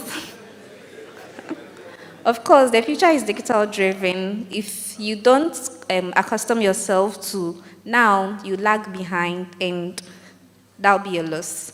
And you are being reminded that we'll be taking your question and we'll be answering them at the panel discussion. So please be jotting them down as we move. Okay, so to our next speaker, he is the CEO for the Ghana Tourism Authority, and that's a Ghanaian state agency under the Ministry of Tourism, Culture, and Creative Arts. And as we all know, they are responsible for the regulation of tourism and all its relations in the country. And a notable initiative under the Ghana Tourism Authority is Beyond the Return. And that's what our speaker is going to broadly enlighten us on. So he's going to talk about what the Beyond Return initiative means, what business opportunities are associated with the Beyond the Return initiative, and like investments, how it looks like and all. So without wasting much time, would welcome Mr. Akwesi Ajiman, CEO of the Ghana Tourism Authority. And our woman here, our speaker is very passionate about raising African women millionaires, so empowering women to economically emancipate, how they can start and grow their own businesses. So I'm sure after his presentation, you can just hijack him somewhere and ask all the questions you'd want to. Thank you, Mr. Ajiman. Thank you very much. I don't know why they didn't give me that thing, because I have a presentation. But where I come from, we say, Ago. Ago. Ago. It's a beautiful morning. Okay, I hear it's here. Or we are in afternoon already. Unlocking business opportunities in Ghana under the Beyond the Return agenda. So just to provide some context, Beyond the Return is a 10-year project. I mean, as most of you are aware, 2019, we launched what we called the Year of Return. This was 400 years since the first enslaved African arrived in the United States. And so 400 years later, the US Congress had passed HR 1242, to celebrate 400 years of African American history. And if you look at the history of Ghana since independence, right after independence, our first president, Osagyefo, invited a lot of the African diaspora to come home. He himself was a returnee. And so you had the likes of W.E.B. Du Bois, who is lying here at cantonments. You had a lot of African diaspora come to Africa, come to Ghana. Muhammad Ali, Malcolm X, and the rest. Everybody came to Ghana. And so that started a process of that Pan-African hub that Ghana seeks to be. Fast forward, 1992, our late president, Jerry Jordan Rawlings, started Panafest. That also brought in a lot of the African diaspora. Everybody was in Ghana, Jimmy Cliff, Rita Marley, who eventually decided to make Ghana her home. They all came, Jesse Jackson, Louis Farrakhan, and all of them. And so Ghana has always been that country that is seen as the place for the Pan-Africanists, the place where the African diaspora converge. In 2007, the late Jake Obeche-Bilamte, who was then the Minister of Tourism, started a project called the Joseph Project. And it was situated on the biblical Joseph. Joseph being somebody who was sold into slavery by his brothers and became prime minister in the land that he went to. And now when there was famine in the land, they had to go to Joseph in Egypt So that same scenario where our own have been sold into slavery, captured, forced out, but then now we are reaching out to them. So he said everybody could own a piece of the motherland. That project also came. In 1998, before 2007, when Jake launched the Joseph Project, we had Ghana started the celebration of emancipation. And so since 92 and from 1998, every year we celebrate emancipation, being the only African country that does that. Emancipation celebrates the abolishment of chattel slavery in the Caribbean. And so you have Ghana seen as a country that is always doing something within the African diaspora. So 2019, we decided that we once again take it a step further and launch the Year of Return, celebrating 400 years of years of African resilience. Well, it was very, very successful. We had about a 47% growth year on year in numbers of people who came to Ghana. And we had a lot of celebrities come to Ghana. We had a lot of social media. Maximus was talking about social media impact in terms of Ghana being seen as the place to be. Celebrities coming in here, Steve Harvey, Kofi Kingston, Boris Kujo, and the rest. Everybody came through. And so towards the end of the year, we decided that this must not stop, this must go on. And so a 10-year project was launched by the president called Beyond the Return. It sits on 7 pillars. Pillar number 1 is invest in Ghana. How do we go beyond the return to make sure that Ghana is positioned as the investment destination? We have Experience Ghana, where we showcase all the things that we have in the creative space. And so things like December in GH was launched to get people to come and experience Ghana, experience the creativity of the country.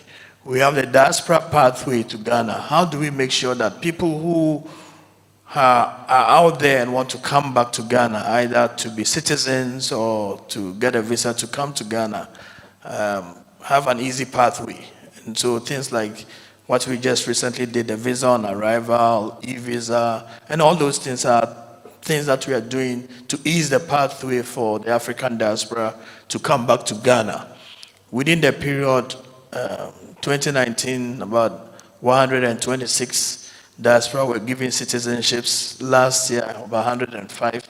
And so those are all parts of the pillars, the diaspora pathway, making sure that people have an easy pathway to Ghana. The brand Ghana, and this by extension is brand Africa. How do we change the narrative? Out there in the European markets, in the United States and other places, the perceptions about Africa is not that pleasant. And nobody will tell our story for us. I mean, the Western media focuses on showing parts of Africa that is not the real Africa. I'm not saying we don't have issues, but they are not telling the real story of Africa. The fact that we have businesses that are thriving, the fact that we have a continental free trade agreement that can connect you to 1.4 billion people. Nobody will tell you that story. And so we wanted to use this platform to change the narrative about Ghana and about Africa. We also, one other pillar is the promotion of Pan-African heritage and innovation. A lot of things are happening within the African space and the Pan-African space. And so this pillar looks at how we can leverage the strengths of each other, not just us in Africa, but the Caribbean and the United States and everybody who is of African descent.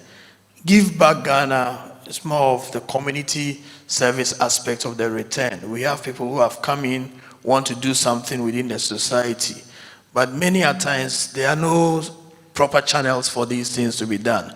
And so it lends itself to people scamming people duping people. And so we created this pillar of Give Back Ghana, where we are working with organizations who want to do something within societies. Like, for example, we've done with the Omega Sci-Fi. They are digging boreholes throughout the eastern region. You have the Dinkra group building a community center in Amibechere. so many other projects that are happening across the length and breadth of the country. What we do is to work with these people, make sure that they are dealing with the right partners on ground and making sure that proper due diligence is done, so that the story is not that I came to Africa or came to Ghana, they invited me and somebody has taken my money. Celebrate Ghana is to add on the festivals and the cultural aspects that we have. The Experience Ghana is more of the events and fun, the December in GH and other things. But we have a lot of cultural festivals that are not plugged into the ecosystem. And so we said another pillar will be Celebrate Ghana.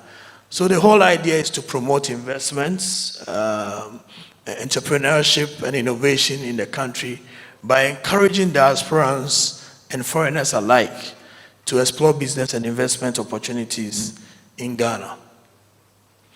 So the key objectives, I think I've mentioned this already. Economic growth. How can we use this return agenda to drive economic growth? If you look at, for example, the spent black money, as I call it, the amount of money that Africans, black people are spending globally, it's in the trillions. I mean, a lot of money being spent on travel, on investment. How do we get a bit of the pie? How do we make sure that they see Africa as an investment opportunity? Diaspora engagement. How do we leverage the influence and resources of the global African and Ghanaian diaspora by encouraging them to engage all over the world? You have Ghanaians who are doing wonderful things, I mean, in science, in technology, and other things. How do we bring them back home? How do we make sure that they feel that they belong and they want to bring part of their skill sets and their investments into the country?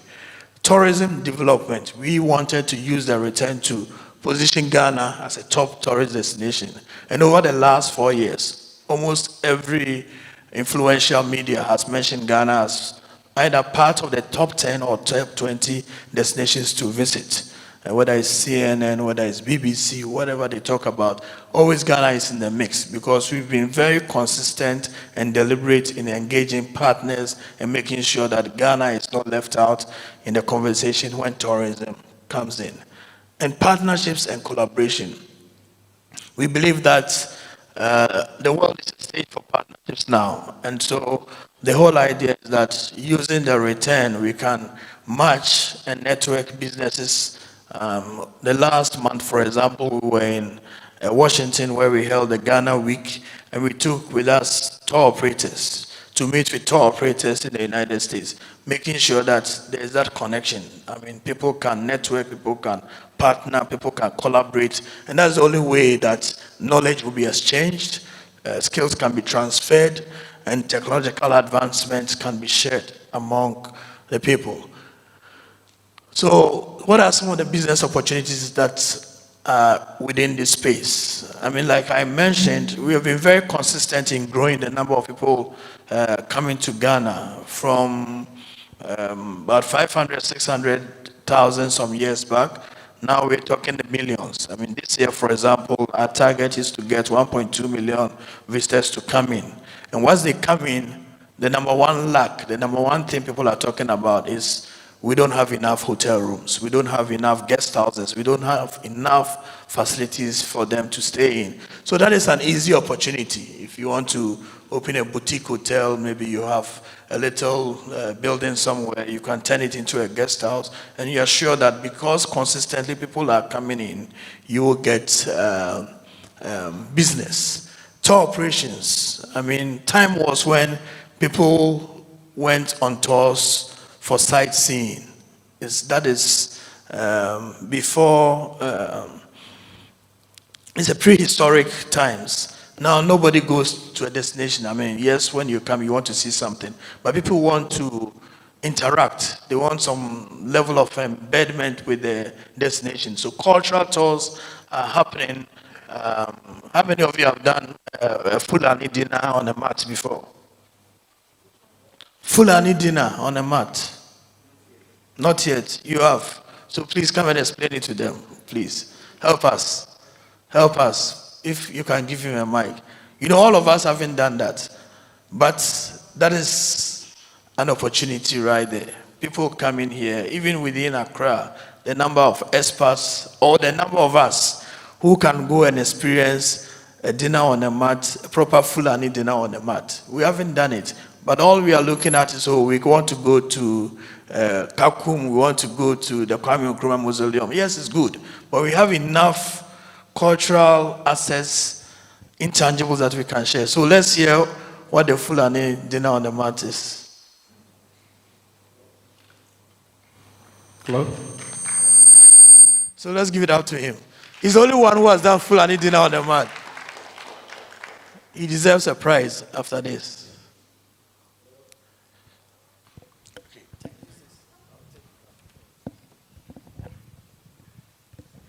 Hello?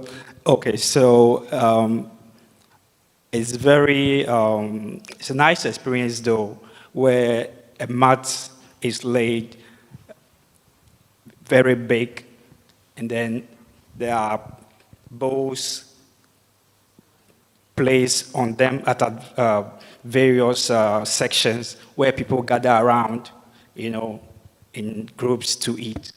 And it's very, very awesome, to share these big bowls with a meal like mountains, and you have to do your bit to, pull those mountains down. And it's a nice experience.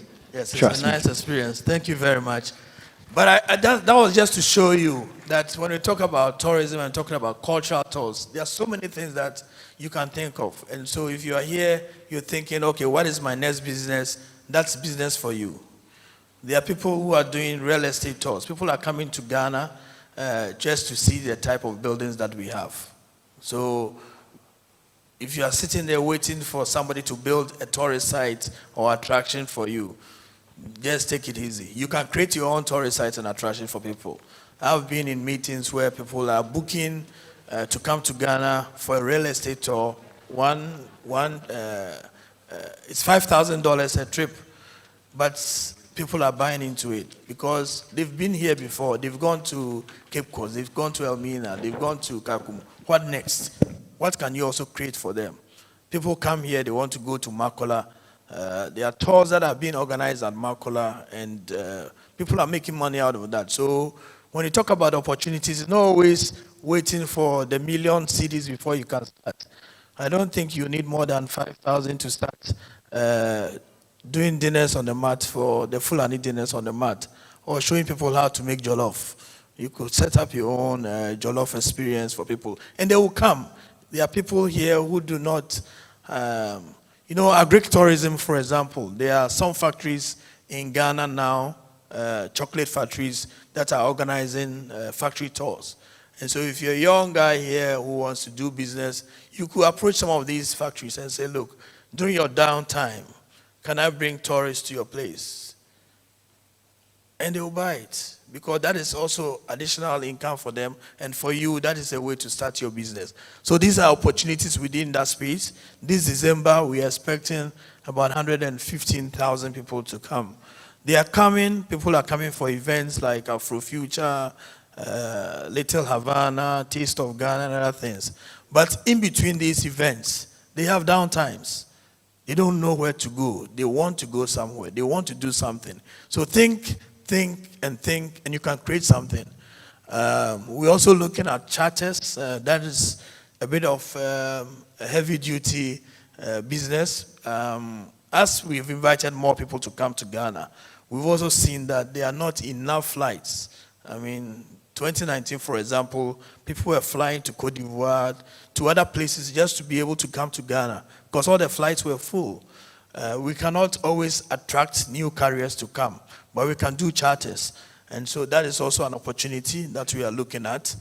When it comes to agri and agribusiness, I want to talk just a bit about packaging and distribution. You may want to have that opportunity. Now, Africa fashion, things like shea butter are becoming very, very, very interesting. And so that is a place that you can play in. The gallon of shea butter is I think I don't know the price though, because the last time I bought some, it's a long time ago. But I don't think it costs that much. You could package it and put it on the market. When people come in, they want some of these. Now shea butter is going very far. So that is also another opportunity for people wanting to be taking advantage of the beyond the return.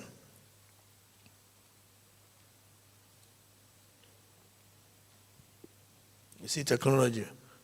All right. So technology and innovation is also another opportunity. I think Maximus talked about some of the things that are happening within the ecosystem of digital transformation.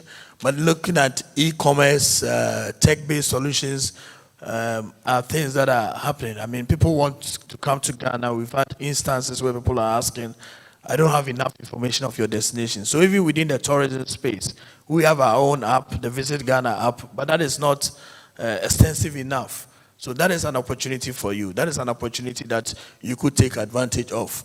And then the real estate opportunity is also there. Increasingly, people want to buy homes. We have so many Ghanaians out there, they don't want to send money to people who will not build the houses for them. So they are looking at real estate opportunities. And so those are some of the opportunities that exist that you could take advantage of.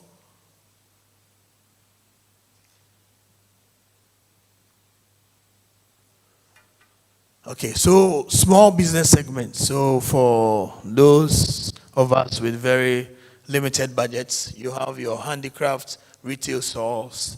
I mean, when people come in, I've been to several hotels. Now I see people are doing pop-ups over there with little things. So beads,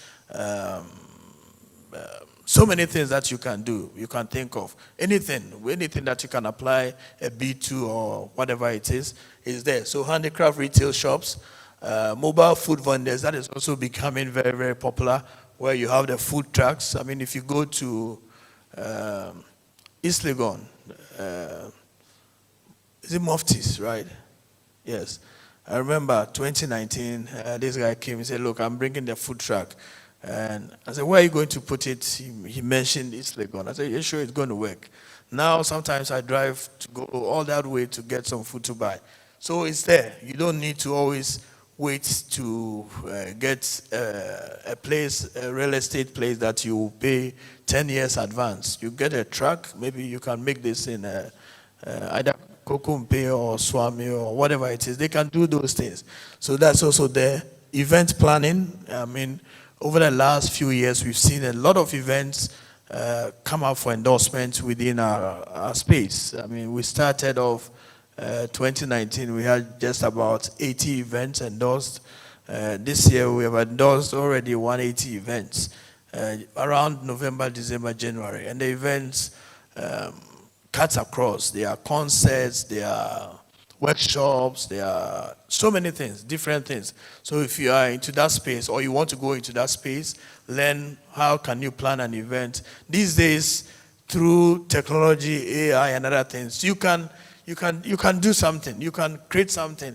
Probably you can approach other people to help you.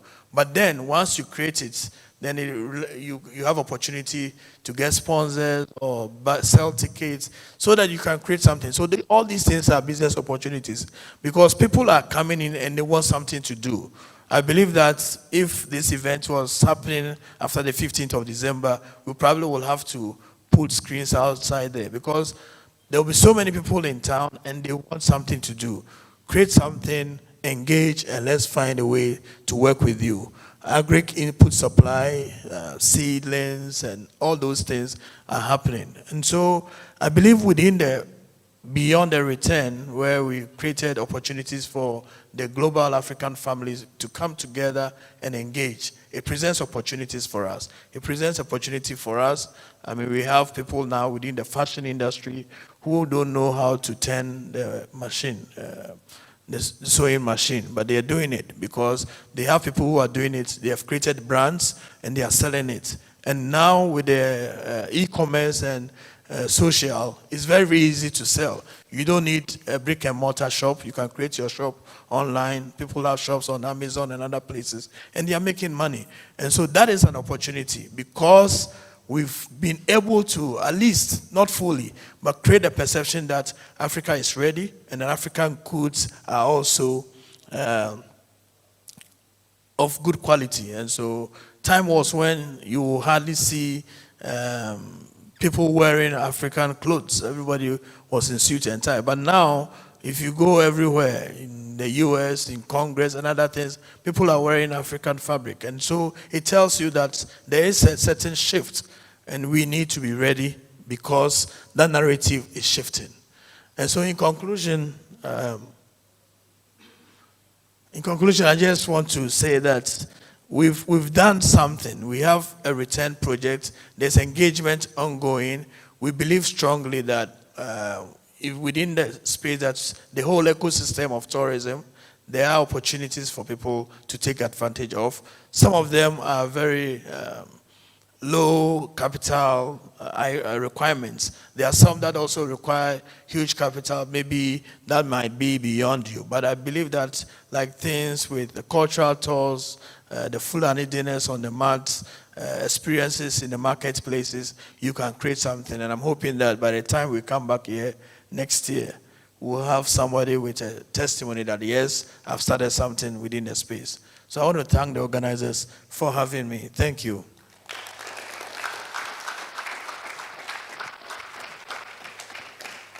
Thank you so much, sir.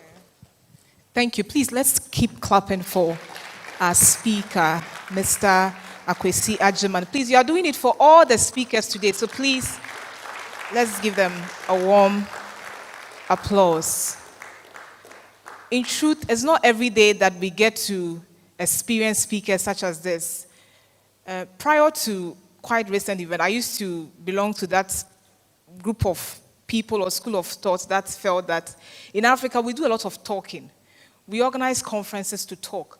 But when you understand that you need the right information, whether you are starting a business, whether you are developing any space, you need to be informed. And these are spaces where you get the right people, like Mr. Akwesi Agyeman and Mr. Ametogo and Mr. Seidu, who understand what is happening on the continental front to give you the information you require to be able to do what you need to do as a business and an entrepreneur. Ladies and gentlemen, or rather brothers and sisters of Africa, so the next session of today's event is the panel discussion. And if you've been to AFTP's previous event, you know that these are moments where all the thought-provoking questions are asked, and they are done by you. So whilst we are getting ready for our panel to come back on stage, please get your notepads. I believe you already have some questions on your minds. I met one lady outside who had a lot of questions, and I encouraged her. I'm glad she's here. So please note all of your questions. The opportunity will be given to everyone. In fact, this session is mainly for our audience to ask the questions that matter to them. So we've had presentation from Mr. Maximus on digitization, digital transformation in Africa.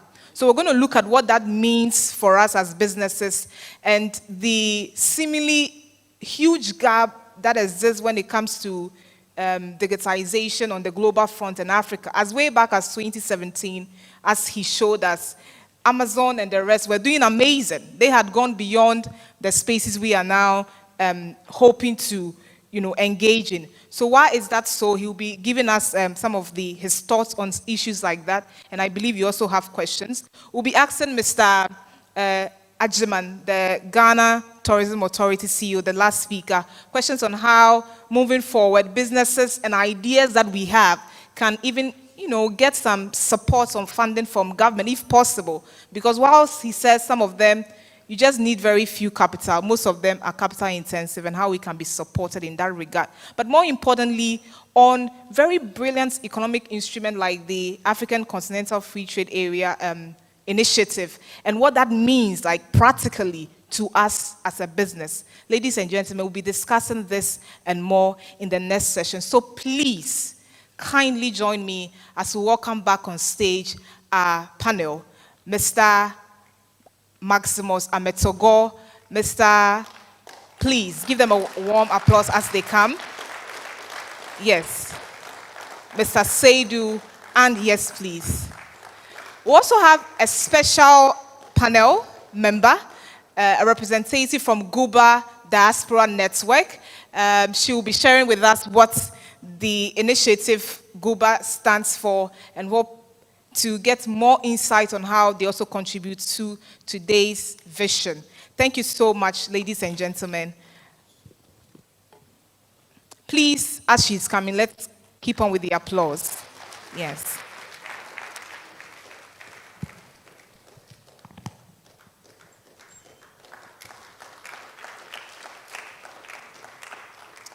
Thank you so much. If you've been following the activities of Guba, they had a recent awards. They've been doing a lot of that on the global front. They've been recognized, one of the most recognized African initiatives on the continent. So we are glad to have her on stage. If yes, you could kindly help her with a microphone so we get a first statement on how Guba, on the African level, on the continental level, and the global space, their plan, their activities, and how businesses here can gain insight into some of the things that they do as an organization. Thank you and welcome. Thank you very much, and good afternoon. Brothers and sisters, it's an honor for me to be here representing Guba. And just before I start, does anyone know what Guba actually stands for? Guba. Sometimes people say, yes, I've heard about Guba, or I've heard the name and I associate it with... Okay, go ahead. Yes, but that one we have to discuss later. Grow, unite, build Africa, right? Yes, excellent. Thank you, Mr. Ajiman. Grow, unite, build Africa. And as I say those words, I say it slowly because each word has weight.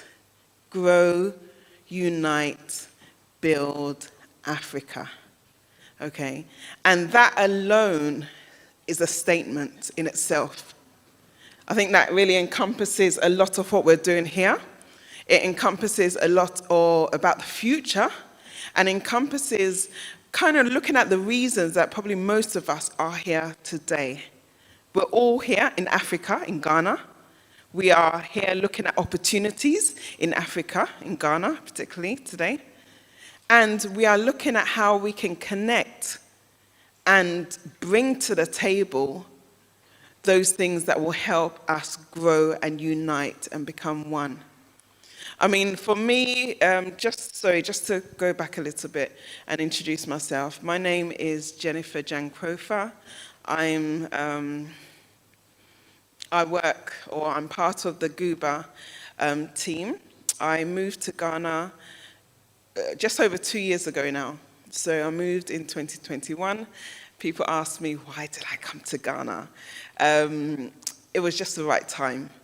I worked in Ghana over 20 years ago, and I've always been wanting or desiring to come back to Ghana. And I think, sometimes with all that happened with the COVID and, an opportunity to think, reset yourself, readjust, I felt that it was the right time. And me coming back to Ghana, being on the ground, not just here for holidays, not just here for, quick 1 week, 2 weeks, but being on the ground, I'm really seeing even more the opportunities that we all have in front of us. I think, as, they call us diasporans, because maybe I lived outside for a period of time, but I'm a Ghanaian. I'm a Ghanaian first and foremost, and a citizen elsewhere later. But being on the ground, number one, it shows that in order for things to work and for things to move and for things to happen, we need to be on the ground. As much as within my role in Guba, I work with the diasporan community, we have a network called the Guba Diaspora Network, which aims to kind of bring the diasporan community together and help them get things done. But we always encourage the diasporan community to come to Ghana. Visit Ghana. Don't just see and do what, just assume what you see on the TV or hear. You need to be on the ground in order to help facilitate things. Just as an overview, the Guba Diaspora Network is a community membership of diasporans from all over the world. We help individuals, we help businesses, we help corporate organizations get things done. And that's another thing. In Ghana, sometimes the systems, there's one system on the website, there's another system on the ground. And it's just trying to get the diasporan community to understand how to get things done in Ghana the correct way. There's lots more I can talk about. I don't want to take up too much time, but the Guba Diaspora Network, please do visit our stand. We've got a stand outside. My lovely colleague, Vera, will be able to assist you more. And do feel free to speak to me after if you want to hear more about what I do in Guba, the Guba Diaspora Network, and how we can support you as individuals or businesses. Thank you very much. Thank you so much, Jennifer. Yes, please, a warm of applause. So as Jennifer mentioned, we do have a lot of stands, businesses that are exhibiting their products and what they offer. So right after this event, there's another session where you get to interact with these businesses, know what they do.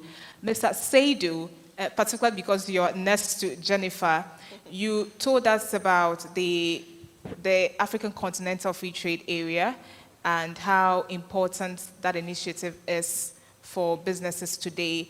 But making it practical to the individual business person here, one of the things that maybe we need to understand as a foundation is why now?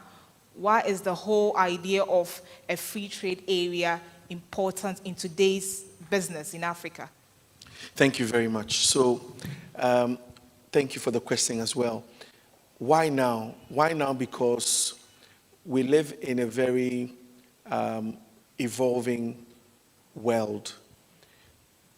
Until much of now, a lot of Africa's trade, as I indicated in my presentation, has been focused on, trade and investment has been focused on dealing with Europe, China, and the US, and less with itself. I didn't get to do that, but just last week I was in Rwanda, and there was a presentation that compared the Indian continent with the African continent. And over the past 30 years, the Indian continent, 30 years ago, were all the same in terms of GDP. And then over the past 30 years, India has grown fourfold in terms of GDP. And one reason that was cited by the presenter then was just what I showed, the fragmentation. And this fragmentation basically means how small we are, because India, as a continent, is one country, whereas we are made up of several countries, small and proud, forgive my language, but small and proud, that's one. And a lot of what happens on the continent is adding to the cost of living and doing business here. So that is one. The second thing I was mentioning was that we're dealing a lot with other partners, with Europe, with the US, and with China and other evolving powers. And we can see already that the changes that is happening in the world is affecting Africa negatively. Just go back 3 years ago when COVID hit. There was no place in Africa where we had vaccines for ourselves. All the vaccines had to come from elsewhere. So that is one. We're dependent on other continents and other people.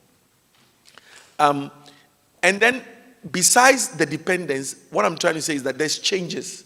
So for example, Russia and Ukraine have their issues, and all of a sudden the cost of bread in Africa is high because we depend on wheat from these two places or anything else. So why now?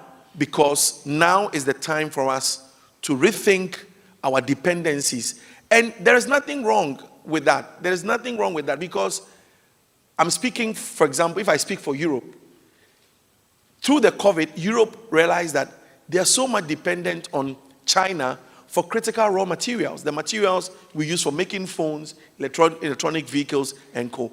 And they've decided that they're going to make sure that 40% of that is not from China anymore. So they're looking at Africa for that. So that's also the second reason. The second or the third reason is that other people are beginning to see Africa as the future of their growth, the future of their critical raw materials. We just found lithium in Ghana.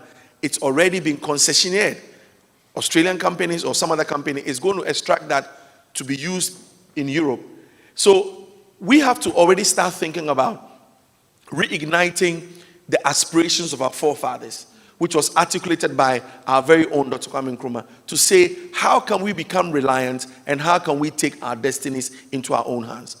The last thing I'll say is that in the context of why now, is that even those places where they've looked at us as, okay, want to help Africa and all of that, they're doing it, they do it when it is good for them. And when things change for them, they change their minds. For example, if you take the US that has decided to use the Africa Growth Opportunities Act as a way of helping African countries to export to the US duty-free, quota-free. Any African country that doesn't meet their criteria, they decide to say, well, we're not going to open the US market for you under the AGOA. So why do we become a continent of people who are always waiting for others to take action? Why can't we take action now? That's the logic of the AfCFTA. Thank you. Okay, yes. So now what that would require from us as Africans is that we begin to now develop business solutions to solve our own problems. And especially because you mentioned COVID, how at some points we had to rely solely on other continents to provide us with the vaccines. So given that context, imagine we have a situation where we are solely or more dominantly concentrating on intra-African trade. How do we solve the problem of not having the existing business solutions and now transitioning to creating businesses that solve all African problems so that we are in a state where we can now be self-reliant? Well, so what we are discussing is that often I think we are often in a hurry for a quick solution. What I've just said is not a quick solution. For us to become reliant would take at least 1 or 2 generations of consistent change in business as usual. So I'm talking about 30 years, 40 years of trying to do something different from what we're doing, which means those of us in this room are changing the narrative. We are willing to pay the price to say, I'm going to start a business or I'm doing a business, I'm going to make it go global, I'm going to make it go African. Jennifer was talking about Guba, the challenges they have. Yes, what I presented is the picture. But if you decide to go to Africa, it's not going to be easy. You have to be brave. You have to talk to policymakers. You have to, confront people who may not understand the business you are bringing. And you have to explain to them. Thankfully, we are in an age where we have what Mr. Maximus Ametoko spoke about, digital. That gives us an opportunity to leapfrog. So we can use that as a way to create the awareness and the socialization of where we want to go. But it's not a quick fix. It's going to take a lot of decisions, tough decisions, investment. For example, just this past week, our minister announced that we're going to put in a licensing regime for import of about 21 products. The question is, are we going to complain? Are we going to jump and say, okay, minister, if this is what you want to do, we're going to go with you, and we're going to produce our own cement, we're going to produce our own steel and iron products. Those are the questions we have to face. Thank you. So, what it means, and the reason why today's discussion.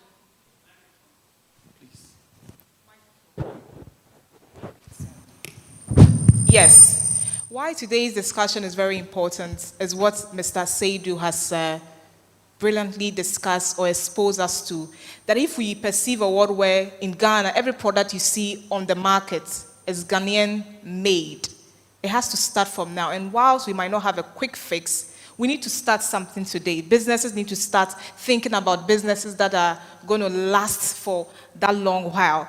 Mr. Ametogo, on that particular front, businesses becoming sustainable in the long term and how we can embrace technology in that process. If you could kindly paint for us what that looks like on the African front, because it seems truly we are either not there yet or still progressively getting to where others have already explored. So when it comes to Africa, in the context of Africa, what does digital transformation and how its impact businesses look like? If you could paint the picture for us so that the audience can appreciate. Yeah, I think that we are best positioned to adopt already tested technologies. You know, so some people have tested a lot of the solutions we are already using, and we are using the finer version of them. Now, because when people started websites those days, you know, you couldn't, it was text-based and all that. Now we have, you know, a multimedia website. Mobile phones used to be monochrome. You know, when it was just one color, black and white. You know, Nokia 3310 and the rest. Now we are using smartphones and things. But others started using monochrome for years before it came to Africa. But the issue is that it gives us the leverage to also compete in the world. But the other side is that if we don't create the technology, we become participant consumers instead of creators of the same technology, right? So with the AIs that are even coming up, if we are not developing solutions for Africa, it means that we will be on somebody's, how do you call it, market where they sell to us, we don't make money, and then all the data from the engagement we have on these platforms is used to fine-tune the same product.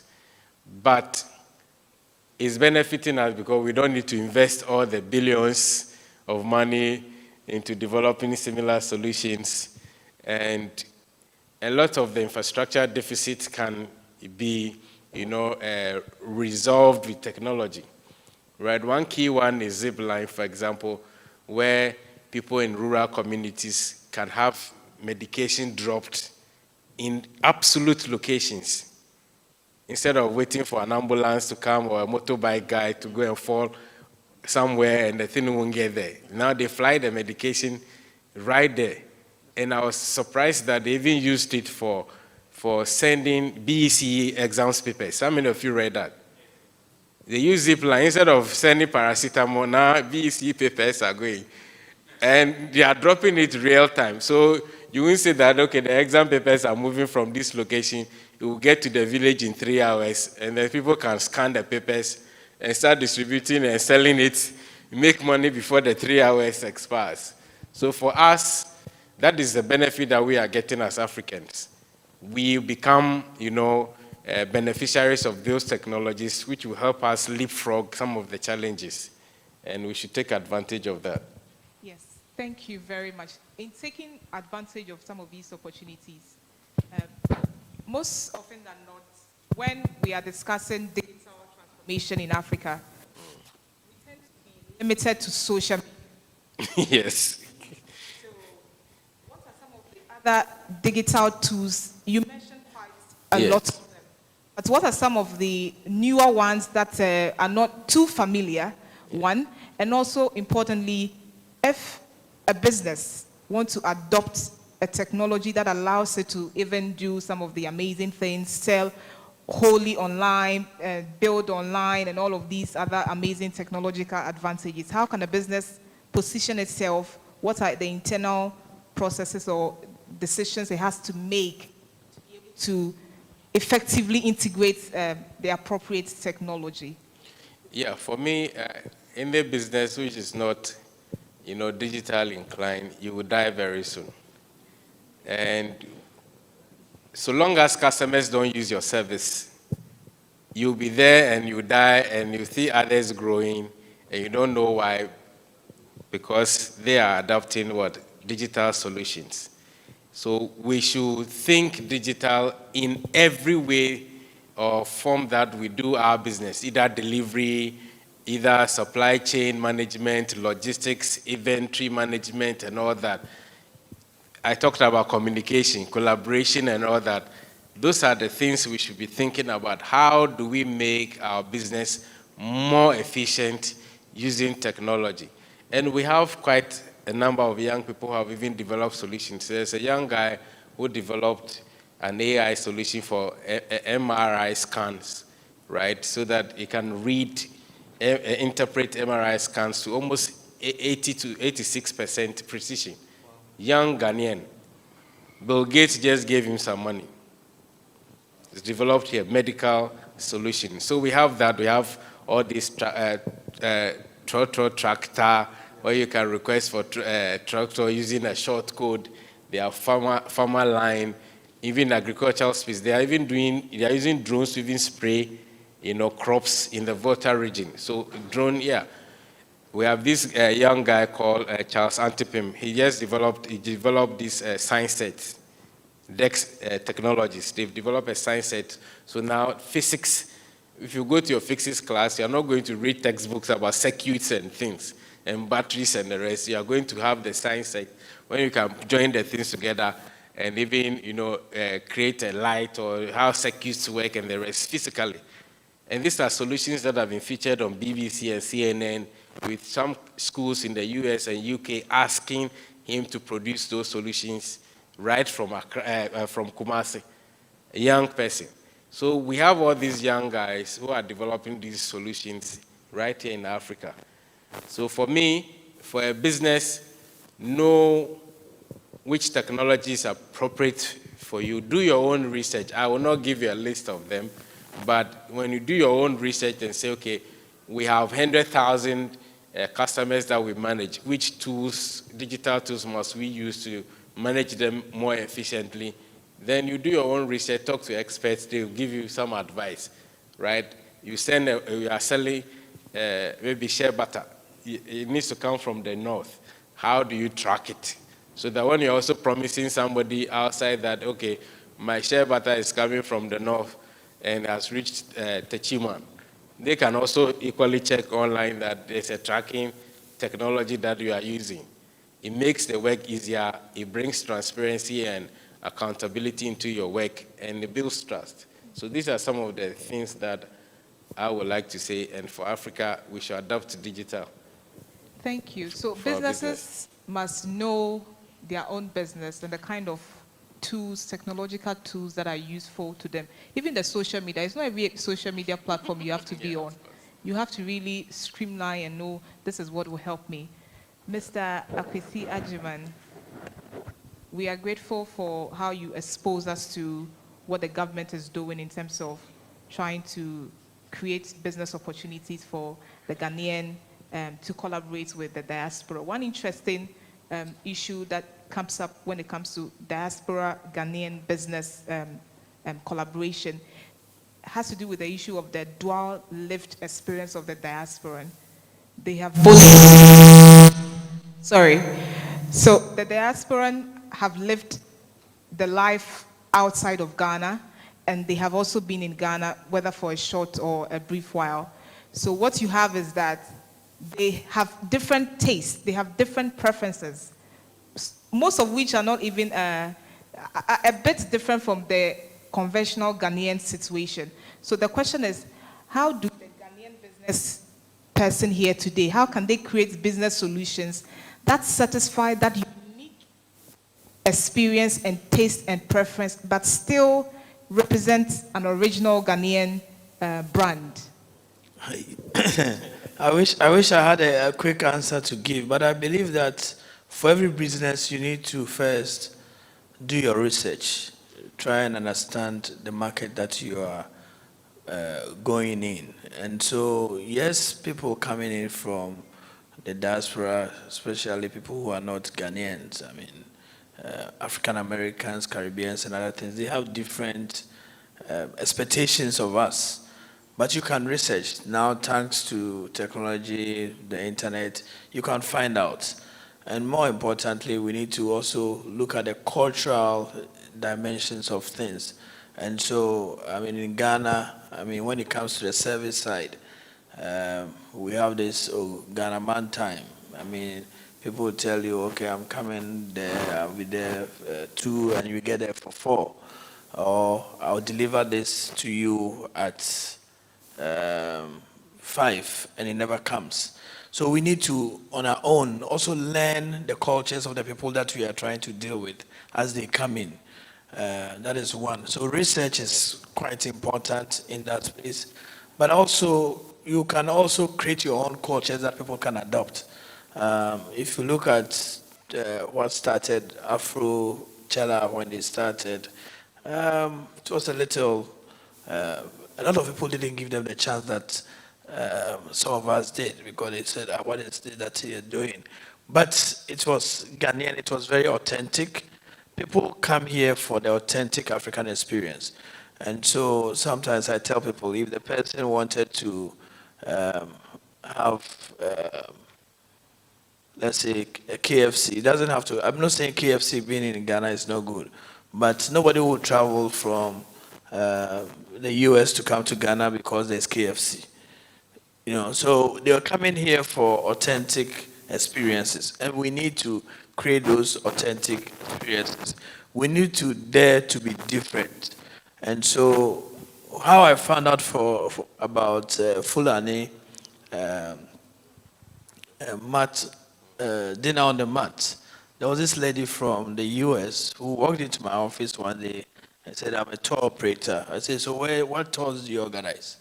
He said, started talking about Fulani dinner on the mat, Makola experience, things that were out of the ordinary. And I said, so who does that? How do you get your client? He said, that's what my people want. That's what my people who are coming to Africa want. They are not coming here to, yes, they want to stay in 5-star hotels, but they want to have that African experience that they don't have. And so we need to be different. We need to sell things differently. And we can create a culture that everybody will want to be part of. Like we've done with December and GH. You go to Little Havana in December, you see so many people, young people coming from everywhere in the world to have that experience. Now you go to every shop everywhere in the world, 3 out of 10 you hear Afrobeats. African music is on the rise. How did it happen? Because the people who do Afrobeat didn't say we want to do R&B. They also created the whole music. So we can do things. We can create our own cultures that people will buy into. And so that will be my answer to you. But first, you need to research. What do people want? What are people buying? What do you think will be that unique experience for people? In Ghana, it's very easy. When somebody sets up shop, then everybody wants to do the same thing. Sell mobile money transfer, and you have 20 people line up. Communication center, then 20 communication centers. That's not how you do it. That's not how you make the leap. Let's dare to be different. Let's dare to be different. Yes, let's be different as businesses. What I took from Mr. Ajiman's presentation is that, especially for people visiting Ghana for the first time, and they will this December, they are looking to have an experience. So as a business, maybe our focus should be in creating an experience where the people could come instead of selling. I don't know if you get what I mean from his presentation. So let's focus on creating the experiences that will make our businesses ones that people want to purchase or engage with.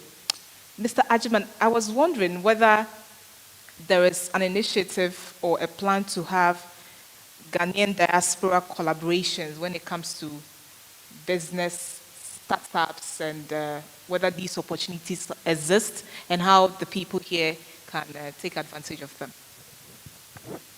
All right, thank you. There are a lot of such initiatives, a lot of things are happening in the space, and that's what I say. If you're a young person here or somebody wanting to do business, research, find out. These days it's very easy to either Google or through AI, ChatGPT, find out what is going on. I mean, for example, Guba here, is set up here a few years ago. They are one of the organizations that assist people coming in to partner. We have a Dinkra group, you have a Dina, you have so many organizations that have come up to take advantage of some of these opportunities. Because people are coming in here. First, there are summits that have been held, like First Time Home Buyers Summit, so many things that are happening in this space. On our own, what we have done is to collaborate with agencies like the Ghana Investment Promotion Center. I mean, so this year, for example, there was a Diaspora Investment Summit where we looked at how do we match diaspora money with local money. And it was very successful. Next February is happening again, I think the end of February. And that will continue. This December, there are a lot of such summits that are happening, diaspora conversations in the creative arts. I mean, you saw it, Shatawali collaborating with Beyonce, because things are happening. We have in the film sector, a lot of Ghanaian filmmakers are now moving out. I mean, a lot of film producers in the US and other places are coming to Ghana to produce their films here. And so these things are happening. But if you just sit back in your home, it won't jump from somewhere, it won't bump and come into your home. You have to look out for it. We'll try, advertise some of these opportunities. We do so on our websites, on our social media platforms. Every now and then we are showcasing people who are coming in. But as an entrepreneur, you need to be hungry.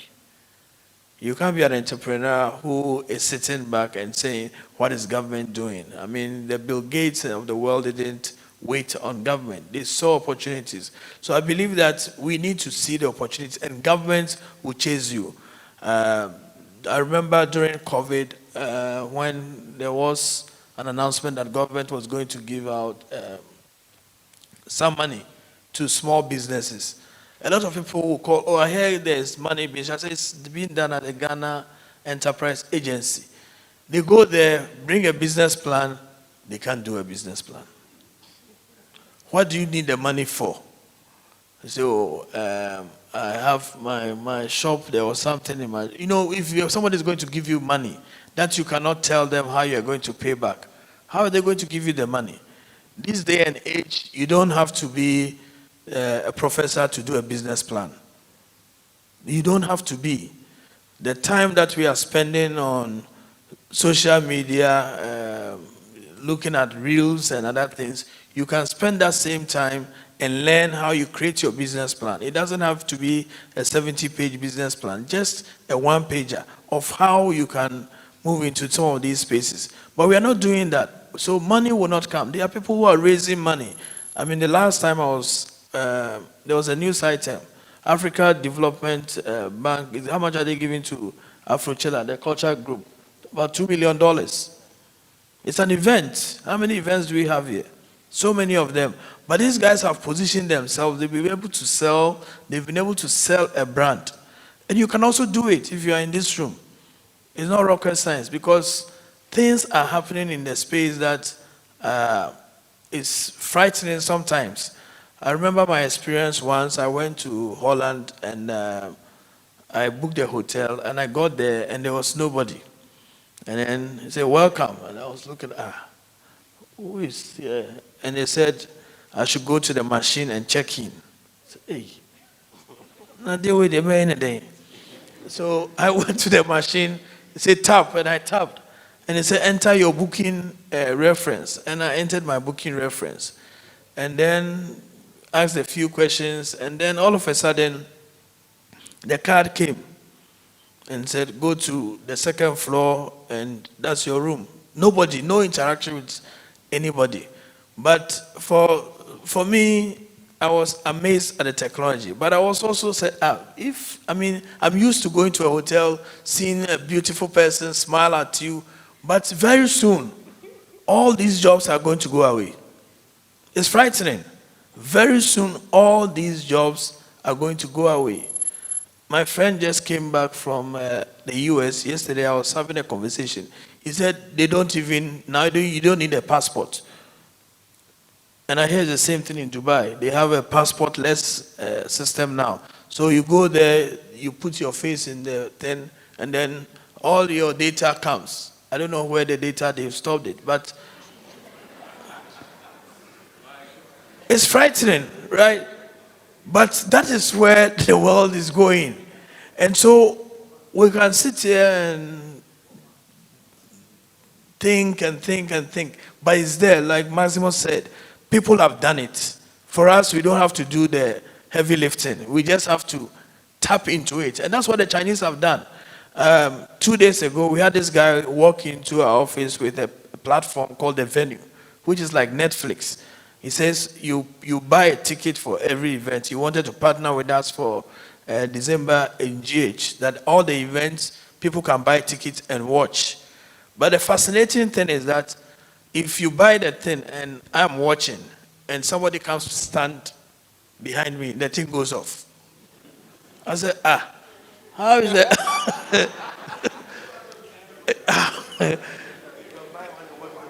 I said, because typical Ghanaian, I thought that you buy one and boys, we'll sit down and watch. He said, no. So truly, the guy downloaded the thing, and then all of a sudden, I came to stand, not even directly, at certain radios, and the thing went off. One event, one view. I said, wow. And so we can learn some of these things. But what he told me, which was also interesting, he said they have the patent for every country apart from China. Because if they send their patent applications to China, they know they will steal it. So the Chinese are very good at that. They send their people to US, they learn their technology, and they take it back home.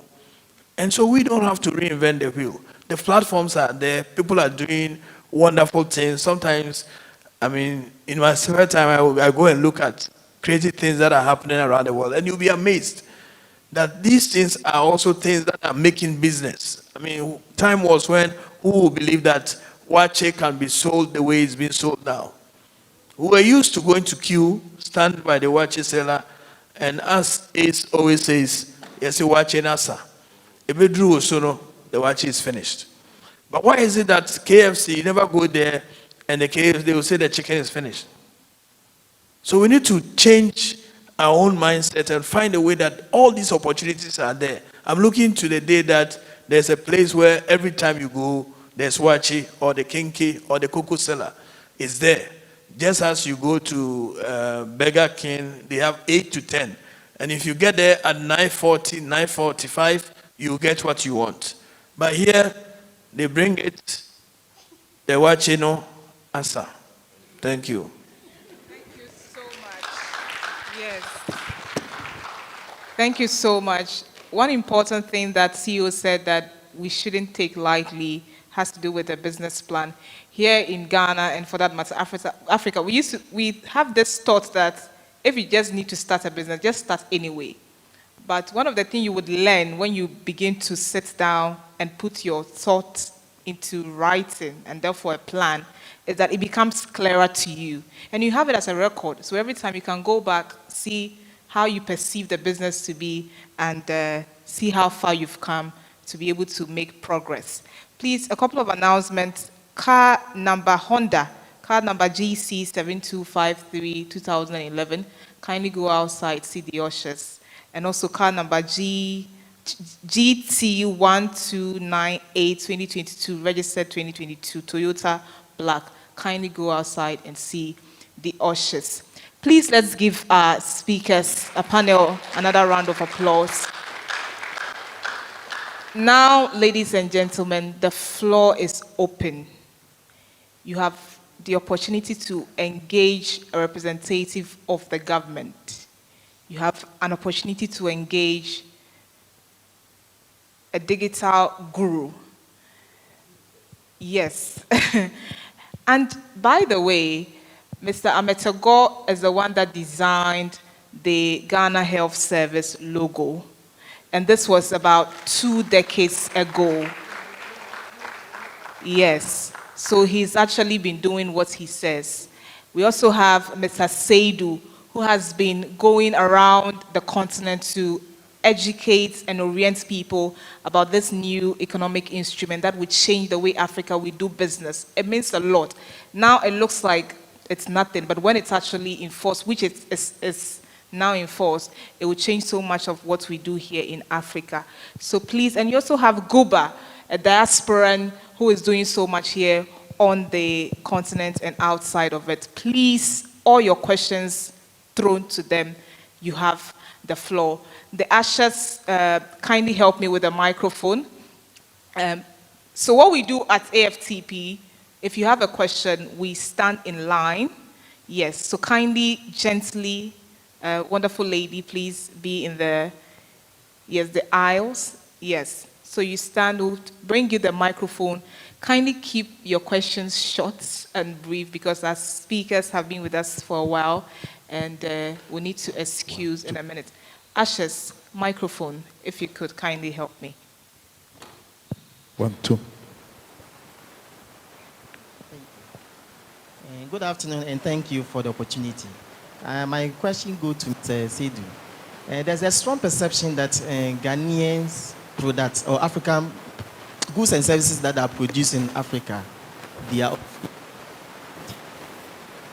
To what extent is your institution helping to change that perception so that there will be increase in demand for goods and services that are produced in Ghana or Africa? My boss, how are you, sir? Yeah, also, my question goes to you, sir. You mentioned the importance of content development in the social media space for growth. What should be the key components of that content development? And then Mr. Isaac Adjiman, God bless you for what you are doing. There is a strong perception that service delivery in Ghana is of poor quality, especially in the hospitality industries. What strategies are you doing to ensure service delivery is improved in the hospitality industries? Thank you.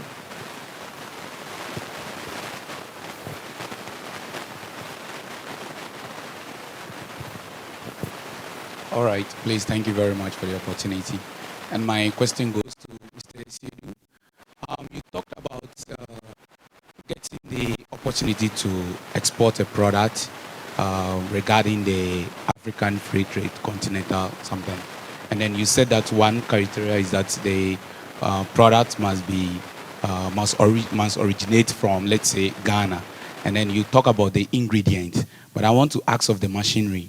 If I export, if I import a machine from China or India to process my product with Ghanaian ingredients, does it still qualify regarding that category A specification or requirement? Thank you, sir.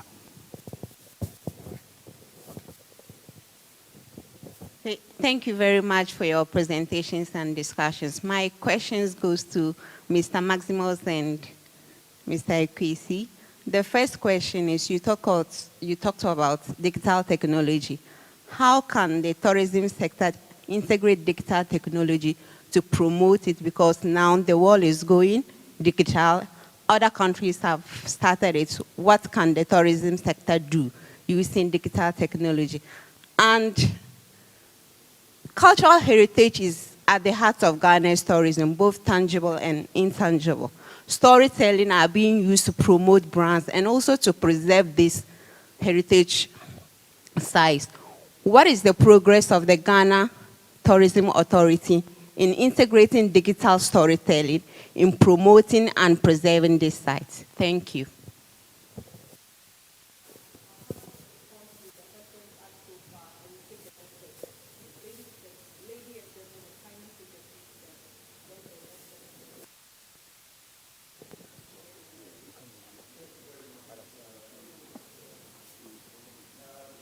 Well, my organization is one that provides training, capacity building, and the technical assistance when it comes to all aspects of trade. So in relation to standards and quality of products, what we've done, we have a course that we run, which is a mini MBA on managing export business.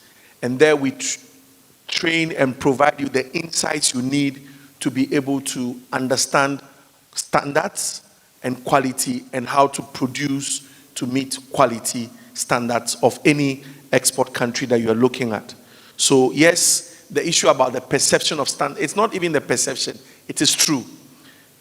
Months ago, I was in Wa, where I come from, and I thought about somebody who I could bring a present to. So I went to look for native sandals made out of leather. And the slippers or sandals I found, which was made with the sole made out of used ties. I was very happy that it was recycling used ties. But the way it was cut and the finishing was not good. And I was very ashamed, even though the person is Ghanaian, to present such a thing to them as a gift. And maybe this also connected to tourism of a sort. So maybe Mr. Ajiman can look into it. Just talking about Rwanda, I went there, I bought some things. I mean, number one, the uniqueness of the things, the uniqueness of the artwork, something you cannot find everywhere is one. And then the quality of it. I mean, how it was packaged and brought here and there. So, yes, let's look into it for ourselves. It's not, quality is not something that you need to be supervised to do. You have to decide the standard of quality that you want to represent, and that is what will attract every other person to you. So that is what I would say to quality.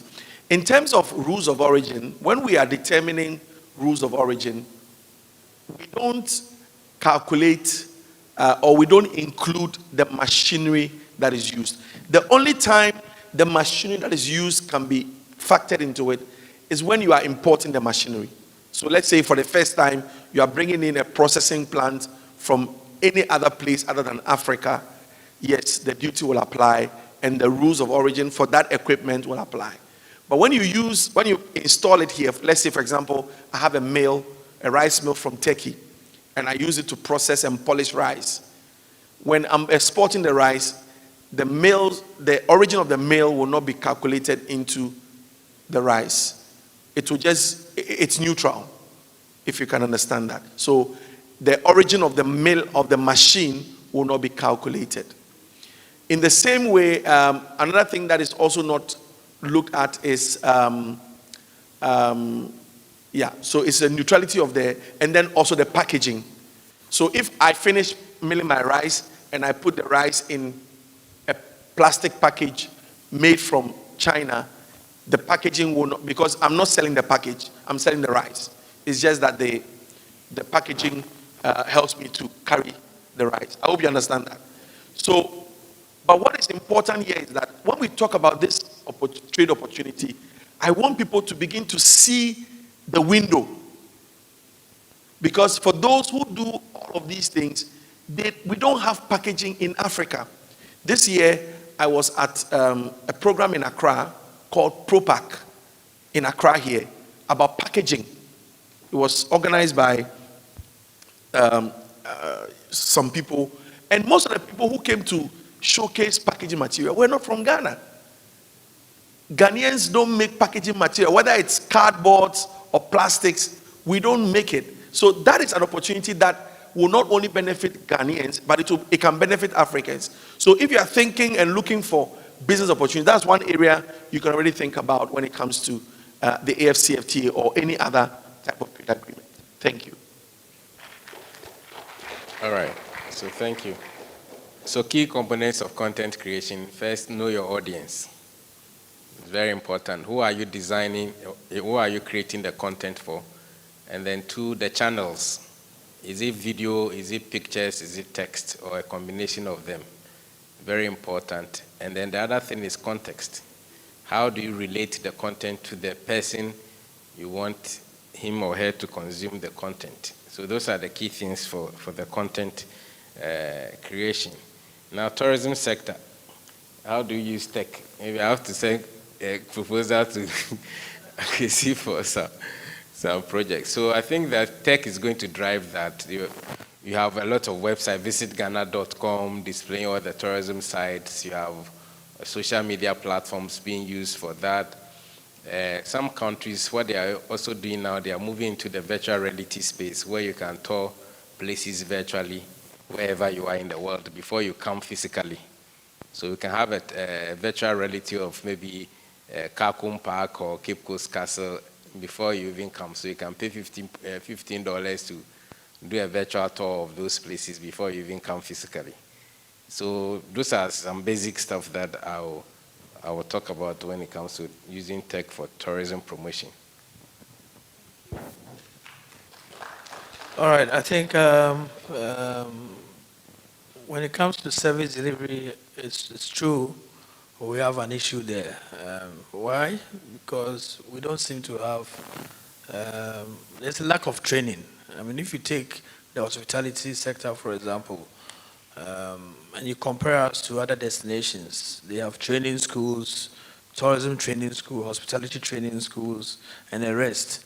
We don't have those here.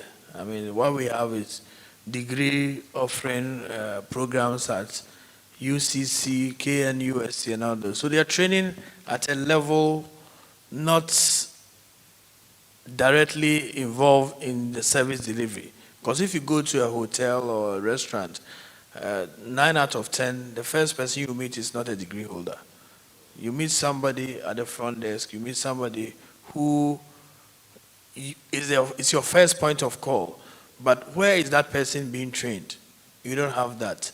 I'm happy that, I mean, there's a training program. I think they're doing a senior high school for the creative arts. And I'm told that they will add hospitality to it in Kwadaso in Kumasi. Because we need people being trained at the shop floor.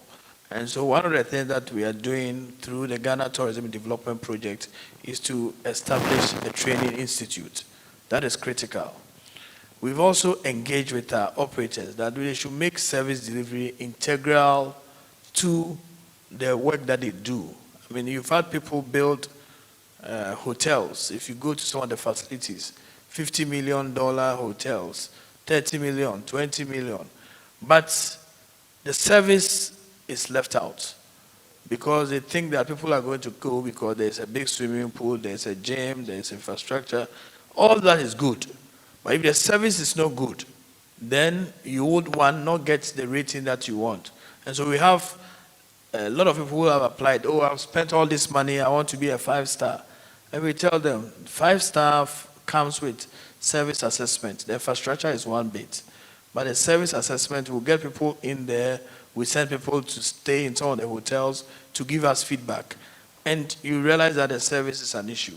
So we're working with the industry. We've been doing a lot of training programs under the Ghana Cares project. But that is more short-term. Long-term, we feel that Ghana needs a training school. And that is work in progress. Number two, how are we integrating technology? I mean, a few years ago, we started what we call a tourism destination single window project. And that has 3 modules. One, our own internal processes. We are the regulator, and we used to go around with maybe 4 files with papers to go and inspect facilities. So our internal processes itself needed to be integrated with technology, and that we have done. So now we have inspectors go around with their phones and their tablets, and in real time, wherever you are, I can sit in my office and sign a license without waiting for them to go to a printing press and print and bring it. Online, real time, that is being done. The second phase of that project is the marketing aspect of the Visit Ghana. So now we have the platforms, we have the app you can download on iOS, on Play Store, but we need to push that aggressively.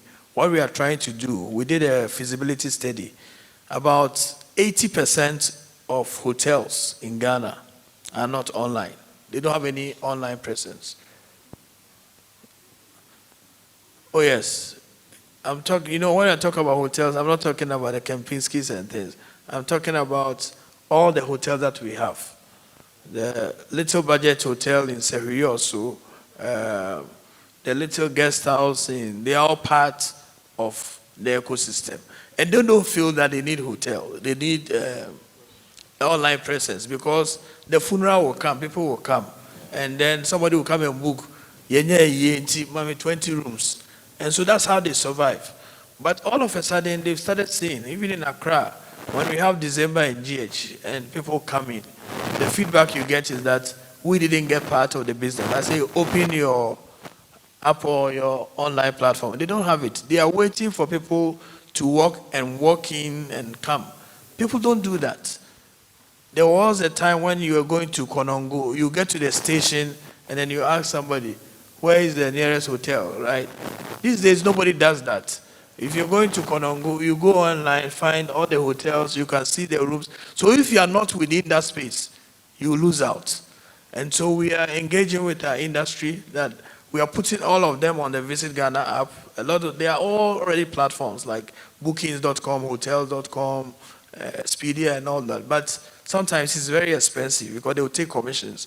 And Ghanaians don't like paying commissions to people who have built the platforms. So we are making ours free for them so that at least wherever you are going in Ghana, you can have that visibility. Digital storytelling is an interesting one. I mean, it's especially when it comes to the cultural assets that we have. We've been doing a bit of that through content creation.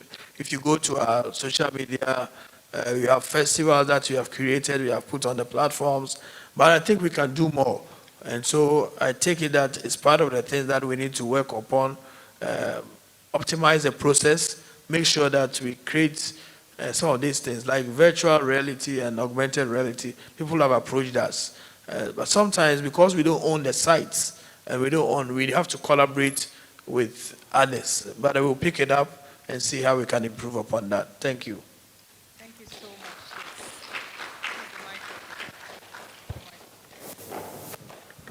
Thank you so much. Please, before we take the next and last set of questions because of our time, there was a question on the perception we have about African products, that they are inferior.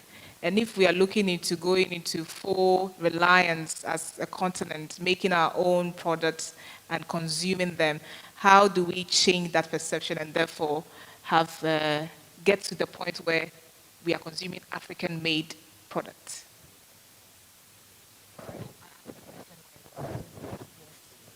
It was to Mr. Seidu, yes. I think I made a remark on that, which was that, number one, standard necessarily what are put on you, but it is what you decide to also set for yourself or for your product. So we need to have the mind. I agree that to a large degree, both goods and services, we are not doing well when it comes to quality of standards. So businesses need to already set out in their minds and in their processes what kind of standard they would like to meet and to work towards it. Also mindful of the fact that as we go continental, we are not the only people making the products. For example, years ago, we thought we were the only people who are into cocoa. Cocoa, we have Ghana, we have Nigeria, we have Cameroon. And I won't be surprised if, I'm sure the Nigerians, if they put their minds to it, they may overtake us. In terms of, we can argue that the quality may not be whatever, but even Cote d'Ivoire is already overtaking us. So whether it's cocoa products, chocolate products, whatever we make, we need to have the interest of the consumer in mind. And so let's work towards it. You can set, we have shops elsewhere who set their own standards, voluntary standards, private standards. That is, if you don't meet this, we are not selling it for you. We are not putting it on our shelves or putting it on our label. Even in Ghana, I mean, I can talk about work I've done trying to promote Ghana-grown or Accra-grown vegetables. And they will tell you that if the vegetables are coming from this area in Accra, we are not going to sell it at ShopRite for all the reasons. So let's keep that in mind because the market is there for us. Otherwise, why would tomatoes come all the way from South Africa to sell in Accra? Thank you. Thank you too. Because of the time, please, our last set of questions, kindly keep them one and short so we can have the next session of today's event. Thank you as you would do so. Thank you. Okay, so mine was Mr. Akwesi Ajiman. Sir, please, my show is Gifted Crafted Kids Show, GCK show. So wherever you go, please add it to the endorsements you've given around. To the question, the show is meant to project kids in Ghana who does creative art, not only with the normal indigenous dancing and singing thing, but we do the TVET, the STEM talent as well. And to get the world to see to what we are doing, I was impressed when I was endorsed by the Beyond the Return project. But as at now I speak, I'm still not on the calendar. So I just wanted to take this opportunity to ask my boss, when am I going to be on the calendar? My show is ongoing, and 3rd December, 10th, 17th, and 22nd, you've been endorsed it. So thank you very much, sir.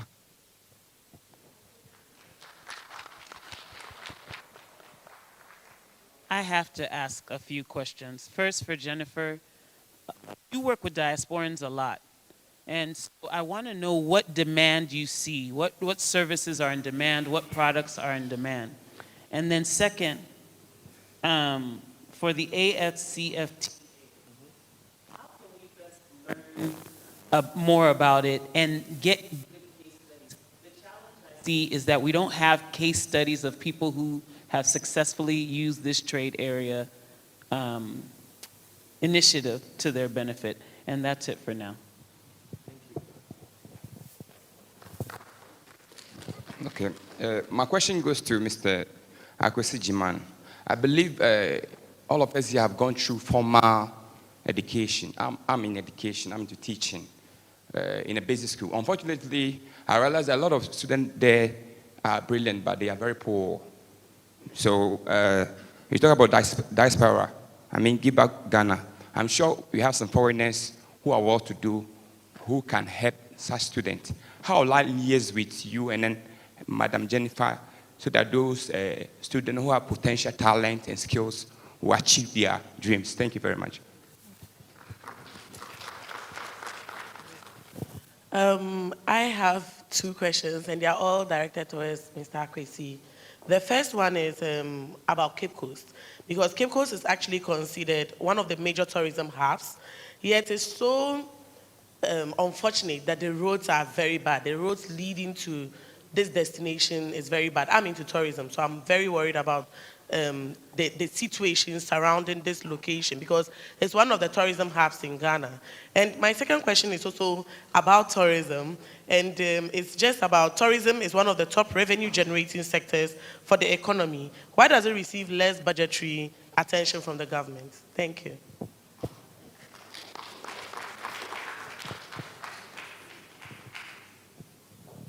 We understand you have a lot of questions. We have another session after this panel session. Our speakers for that session, Madam Ivy Prosper, Mr. Walker already here. It promises to be engaging, so kindly keep your questions short. You have another opportunity to ask all the other questions that are on your mind. So a question each, please. Thank you. Please, my question is, as a young entrepreneur who wants to start a tour operating business, what is the role of the Ghana Tourism Authority in terms of 1, support, 2, regulation, and 3, conflict of interest?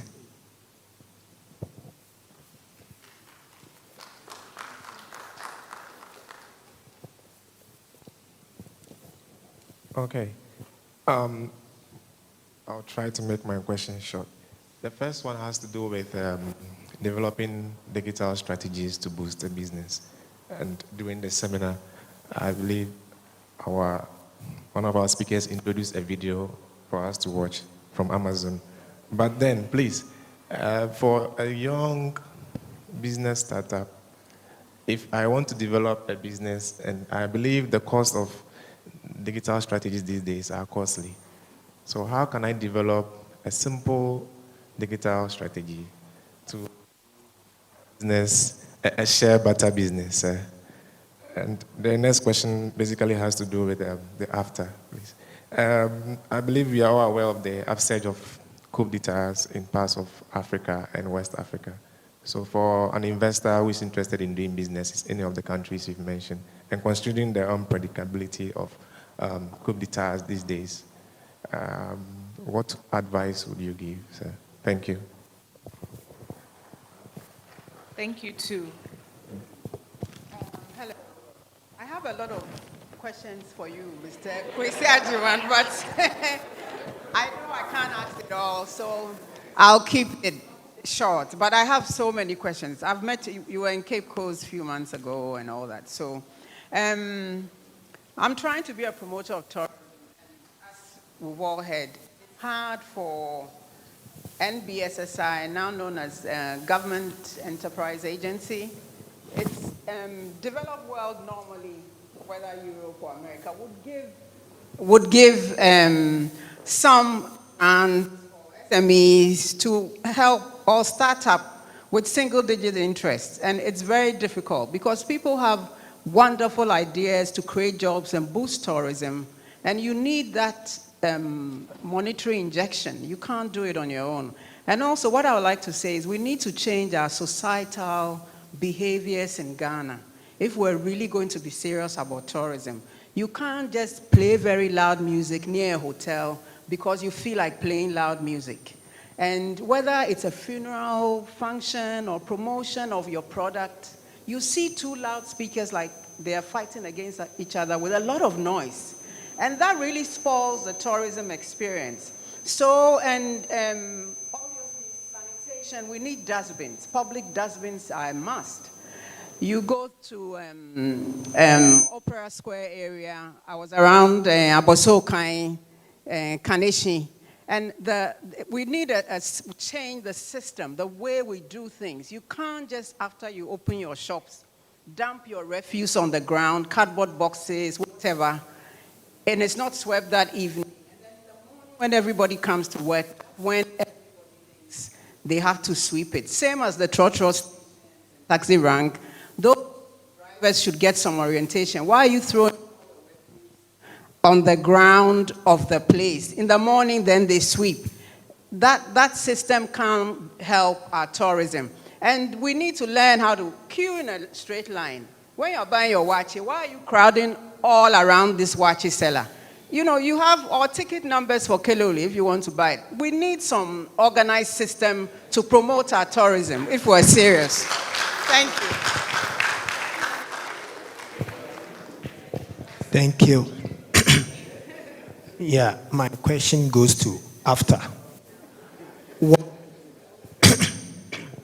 Why is it that most Ghanaian goods produced are very expensive as compared to those outside? And what can AfCFTA do about it? Two, we were talking about digitalization, right?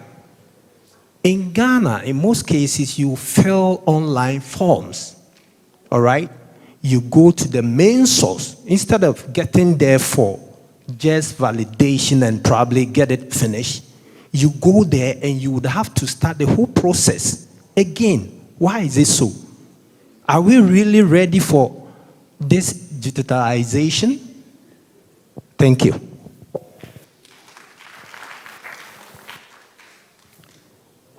Okay, thank you very much. Okay, so one of my basic observations about the African continent is that some businesses do not naturally thrive in this environment. So talking about going beyond retail. Come again. Okay. Okay, so I'm saying that one of my basic observations about the African continent is that some businesses do not necessarily thrive in this environment. And we're talking about going beyond return. Do you naturally encourage such businesses to still continue operating in Africa or move to developed nations to set up over there and also thrive? Yeah, thank you very much.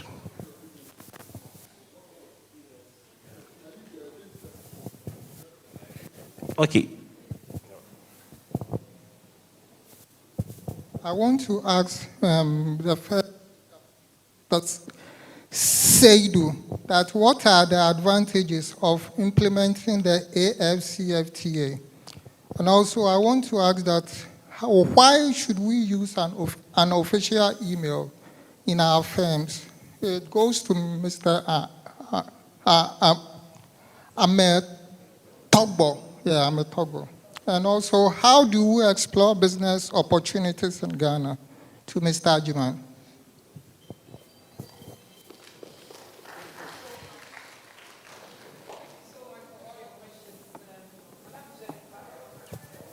If you would respond to the question on how the services and products, by virtue of your experience with the diasporans, some of the services and products that can be explored and are of interest to the diasporan markets that the Ghanaian producer can focus in making.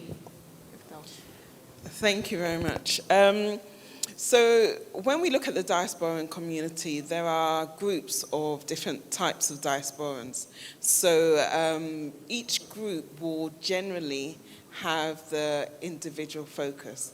And, you know, to use as an example,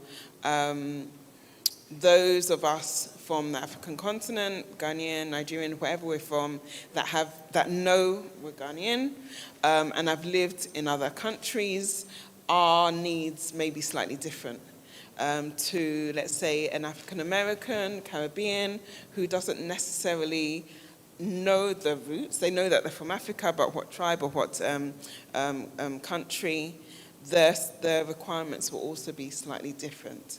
So just to kind of pick on the two groups, what we find with the African American and the Caribbeans is that they are very much interested in connecting with their heritage, with who they are. So looking at the cultural elements, looking at the food, understanding the people, understanding the community, looking at how to integrate even more into the African society.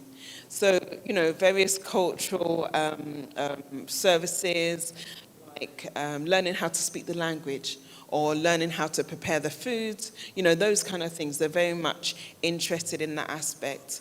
Whereas you've got the other types of diasporas, and I wouldn't say that they're divided like that. I mean, of course, there is, you know, entwined in both senses. But I would say a general thing tends to be concerns that Africa or Ghana is able to support certain needs. And when I say certain needs, it could be within the healthcare system, okay?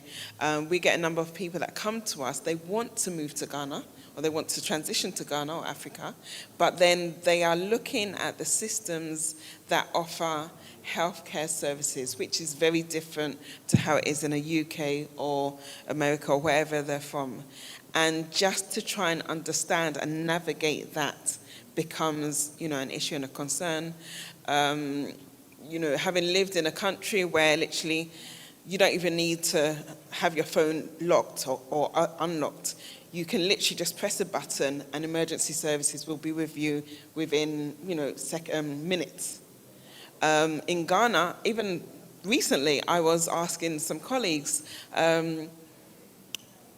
does Ghana have ambulances? Do we have an ambulance service that we can call up and are able to come to us in an emergency? The long answer was, yes, we do. We do have it. But the short answer is, do they come? You know, how long does it take? You know, all kinds of stumbling blocks around that. And those are honest things that people are concerned about. I mean, we get a number of diasporan community, both historical as in Americans and those that, you know where they're from in Africa. They want to invest. Okay, they definitely want to invest. They want to bring the money back home and invest in projects, in schools, in institutions, whatever. But people tend to have an issue or query around how to get things done, where to go about doing it. I mean, we've got organizations like the GIPC, etc. But in terms of the the smaller things, how, like the processes, that is where we get a lot of concerns about. So sometimes what we do find is that information is not out there as freely as it should be. Either information is there, but when you go to the office, it's slightly different, like I mentioned earlier. So yeah, we get a range of things, but generally we find that people really do want to engage with Africa. It's just, I think, maybe how we market or present ourselves for the diasporan community.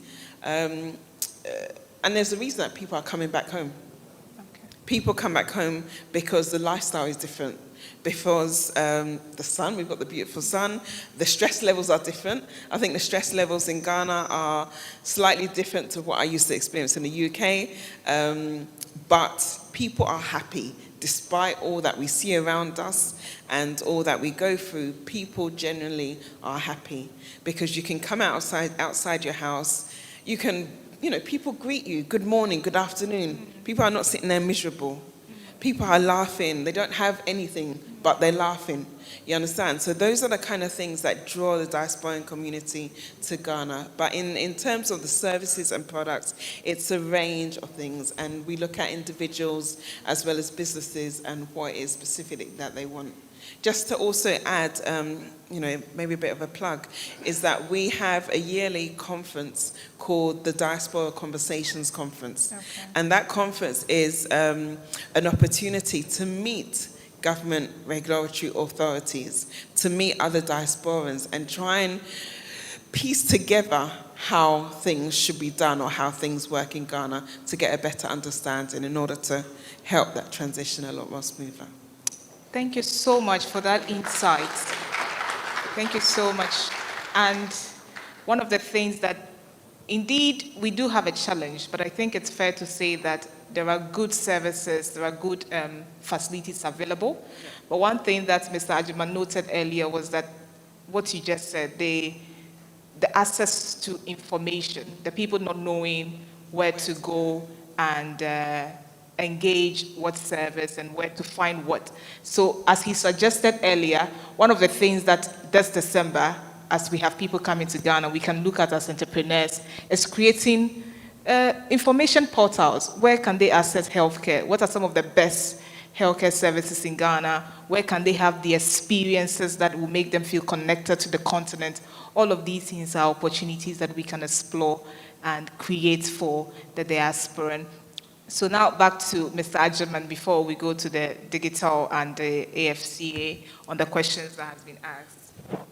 All right, a lot of questions here, but I'll take them one at a time. First one was on the give back and how some of the diaspora coming in can assist less privileged. I'll ask that after we can have a conversation around it. But I know a lot of tour operators who are bringing groups have been engaging with Ghana Education Service in some of the communities. I mean, recently, for example, we have Africa Roots Travel. They were in the Choco area, Mamprobi, donating computers to some of the schools. There are people who have adopted people here. They pay fees for them at the basic level and other things. They give them, but let's have a conversation. So there is an opportunity to discuss that. There was a question on Cape Coast.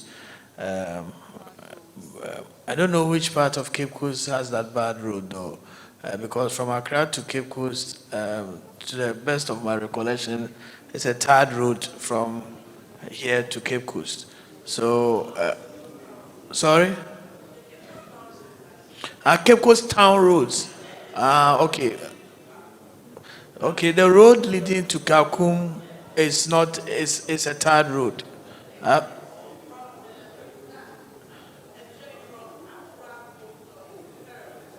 Okay, I take that. I believe that, to the best of my recollection, a few years ago, and I use the road a lot because I go to Trifupras, so I go to Dunkwao through Cape Coast, so I know that road a bit. A few years ago, that road was in a very terrible shape. It was fixed, it was done. I mean, so the Cape Coast to Kakum Road is tarred. However, there are pockets. For example, when you get to Jukwa, there was a bridge that got broke during one of the rainstorms. It got broken, and there are a few issues on that road. But I don't think it's one of the terrible roads that we have. There are places in Ghana and some of the tourist sites that the roads are in far difficult shape than the Cape Coast roads. However, we are as concerned as anybody about roads because we are pushing for people to go and visit some of these sites. I've been to Boti Waterfalls a few weeks ago, and the roads are bad. There are places that the roads are bad, but we know that it's a general request. Everybody wants good roads. Farmers are asking for good roads. Tourists are asking for good roads. And so we have been engaged with the Ministry of Tourism and the Ministry of Roads. We've had a certain understanding that every year, just like you have cocoa roads, we also get tourism roads. So there will be a 50-kilometer road that we have to prioritize. So this year, for example, there are roads that we have prioritized for in the budget. We are looking at Boti, the road to Jirapa in the Upper West region where there's a new facility, the Royal Cozy. So yes, roads are a concern, but I don't want us to focus so much on the negatives because even within the challenge roads, we've seen an increasing number of people visiting tourist sites in the country. 2 years ago, we had a total of around 500,000. Last year, it jumped to 900 and something thousand. This year, we wanted to go beyond 1 million. And like was said by the Minister of Finance in the budget, Kwame Nkrumah Park, it used to be year of return when we said a lot of people came. The total visitation to Kwame Nkrumah Park was 98,000.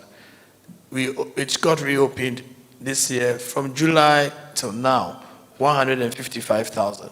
And so to the point, I don't think we do not fix roads.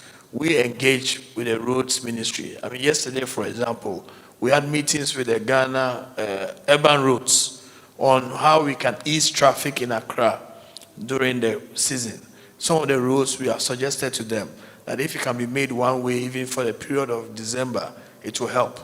We'll continue to have those conversations. But if we, as the tourism authority, were to wait for all the roads to be fixed before we do our work, I don't think we will be able to get any person to visit. So it's a concern, and I share in that, and I believe that we need to work on it. Budgetary support, it goes back to that. Because if you look at the amount of money that is being voted for, let's say, energy or roads versus what is going into tourism, it's like day and night. But we make do with the little that we have. And that is why we are working with partners, a lot of partners, to make sure that if you take December in GH, 180 plus events that have been endorsed. These are all private sector events. A lot of them have come to us. You have endorsed our program. Can we get sponsorship? We don't have a bottomless pit of money. So what do? We look at areas of support. In some cases, we speak to assemblies to waive certain fees. In some cases, we can sponsor a little bit. In some cases, we buy tickets. In some cases, we get artists to perform for them. And so we do a little bit. What we have done is to have tourism conversation, part of the national conversation. In the past, when the Minister of Finance comes to deliver the budget, they'll talk about roads, they'll talk about energy, but maybe they'll mention that the tourism authority or ministry did chocolate day and then they'll move on. But now, there's a national discussion around tourism. This year, the president hosted all tour operators and the industry at Peduasi in the first ever presidential summit. He said he wanted to understand how tourism can be put on the front burner. The 4 growth pillars that cabinet has approved to restart the economy or jumpstart the economy. Agric tourism is in there. And so I believe that as we continue to have these conversations, we will get to a point where in the national budget, because that is what we are pushing for. Recently, when there are discussions, I think in the mid-year budget, the Minister of Finance spoke about a night economy. And we have been asked to work with Ministry of Interior, Ministry of Sports, Youth and Sports, local government, to find ways that we can improve the infrastructure around some of the areas, the hotspots. If you go to Spintex Road, if you go to Mile 7, if you go to East Legon, there are places that people are already out in the night, but security is a concern, lighting is a concern. So we've been having these meetings to make sure that we can improve. So we will get there. Starting a tour operating company is very easy. If you go to our platform, visitghana.com, you can get the details here. We are also set up outside here. There's a Ghana Tourism Authority booth, and they have a marketing team there. They will be able to guide you. There's no conflict of interest for us because we do not do tours. We just facilitate operations of tour operators because the law says before you can be a tour operator, you need a license. The license process is very easy and very simple. So please, you can engage with our team out there. In terms of GA and some of the things that can be done, we know that they are doing a lot. I mean, if you go to the GA website now, there are about 2 or 3 programs that they are running currently with MasterCard Foundation, with some of the other agencies to give money and put money in the system. I personally engage with GA a lot because we do a lot of work with them. And sometimes the sheer number of applications that are coming through, but the lack of information on those applications, because people think that, oh, there's money at GA, MasterCard is giving money, $200 million MasterCard GA program.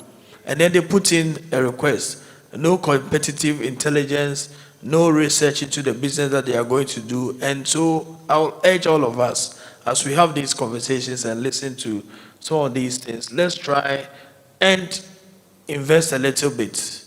I mean, I know, a lot of people spend time on social media. The time that we are spending watching, what do people watch?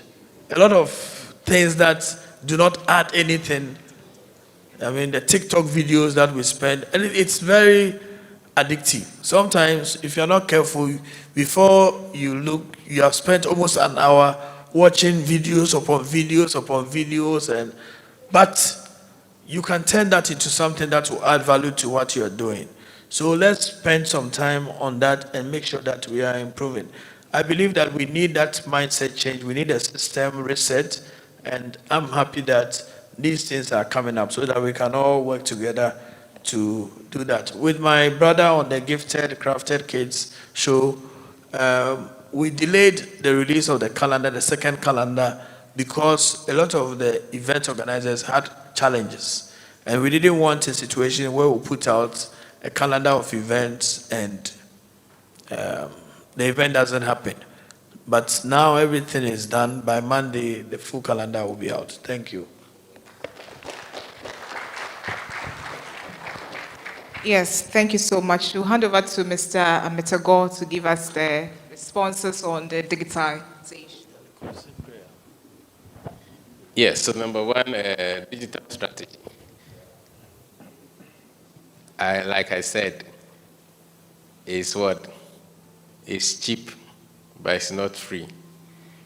Okay, so you need to spend some money to design your own digital strategy. It's not going to be free because you want to make money, and you have to use money to fish for money. So if you want a minimalist, the way you said simple strategy, I was laughing in my head. You want affordable strategy, not simple strategy. Because some experts, they can write half-page document for you and they will charge you $100,000, right? So then number two, the filling of forms. You know, forms, it requires data privacy and permission. So somebody will not say, okay, they will fill a form for you and hold it. Anytime you want to fill another form, you go and auto-fill those forms. They also want to make sure it's a human being that is filling the form. maybe later on, somebody can design an app where standardized forms can be done, so I can fill it online. So if I'm going to apply for maybe passport, all I will do is submit that particular detail to their portal, and then they have all my information. I don't need to go and retype everything. It's because of legal implications and data privacy. They have to make sure you are the one filling it, and you are conscious of you giving your information out. So some of those things would not be automated. Why we should use official email? Because it's official. Yeah, because if you said you are a corporate body and you're using Gmail, what shows that it's not a fake email address, or somebody is not impersonating your identity by using Gmail address? In fact, some embassies, if you use Gmail or Yahoo, they will not even look at your forms. Some companies, they will not even look at your form. They don't see it as being, authentic or official. So invest in that, okay? Thank you. Wow, thank you very much. So, where can we learn more about AfCFTA? The AfCFTA has a website, so you can go onto the AfCFTA website, just Google it. You'll find more information about it. Where are case studies about the AfCFTA? Trading is ongoing under the AfCFTA, so you can go to the National AfCFTA Coordination Office. They have a booth downstairs. You can talk to them more. And also, if you want to learn more about AfCFTA, you can come to Africa Trade Academy. We can provide you training, whether for yourself or your organization. Coup d'etats in Africa, yes, it's a major concern. And it points to the fact that trade alone, or trade must be complemented with political stability as well as macroeconomic stability. And so the African Union is working on that, which I'm sure you've seen some level of silence in a couple of countries. And we do hope that there'll be no more coup d'etats on the continent. Of course, those countries that have toppled their governments have been suspended from the AfCFTA trading. So that is the disincentive there for you to engage in coup d'etats. Why are goods produced in Ghana expensive? A number of reasons, but one of them certainly being the business environment and the cost of production, which, if we're looking at exporting and becoming competitive, we need to look at not just from the business perspective, but even from the policymakers' perspective, how they can improve the cost of electricity, water, and all the other things that go into production. Okay, I won't take the question about why businesses don't thrive here. Africa, like I said, it's an opportunity.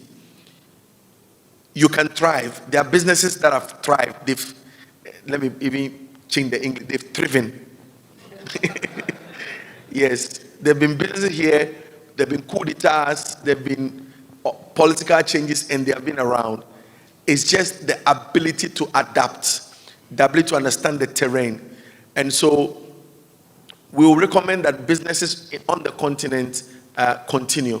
McKinsey Global in 2010 or 2012 published a paper called The African Lions. There are countries in Africa that are doing well, including our own, except that if you live here, you can also be so much filled with the challenges that you don't see what others see. So just like my sister here saying that people are willing to come down, you are like, why are you coming from the diaspora to Ghana? Yes, it's not all bad. And so let's look at the positives and what we can do with it. What are the advantages of implementing the AfCFTA? The biggest advantage there is that businesses like you and me can begin to do business in other African countries other than our country. Remember, the biggest opportunity every business needs is a big market. In Ghana alone, we are 30 million. If you go to West Africa, we are close to 400 million. And if you go to the continent, 1.4 billion people. That is what the advantage is. So if a business even sells a product for 1 cedi a day to 7.5 million people, that is a household of 4 people, that business will make revenue of at least 7.5 million Ghana cedis in a day. And that is the opportunity that awaits everybody. So it even points to the products you make, the prices you have, and how you could increase the volume just with selling more. Thank you very much.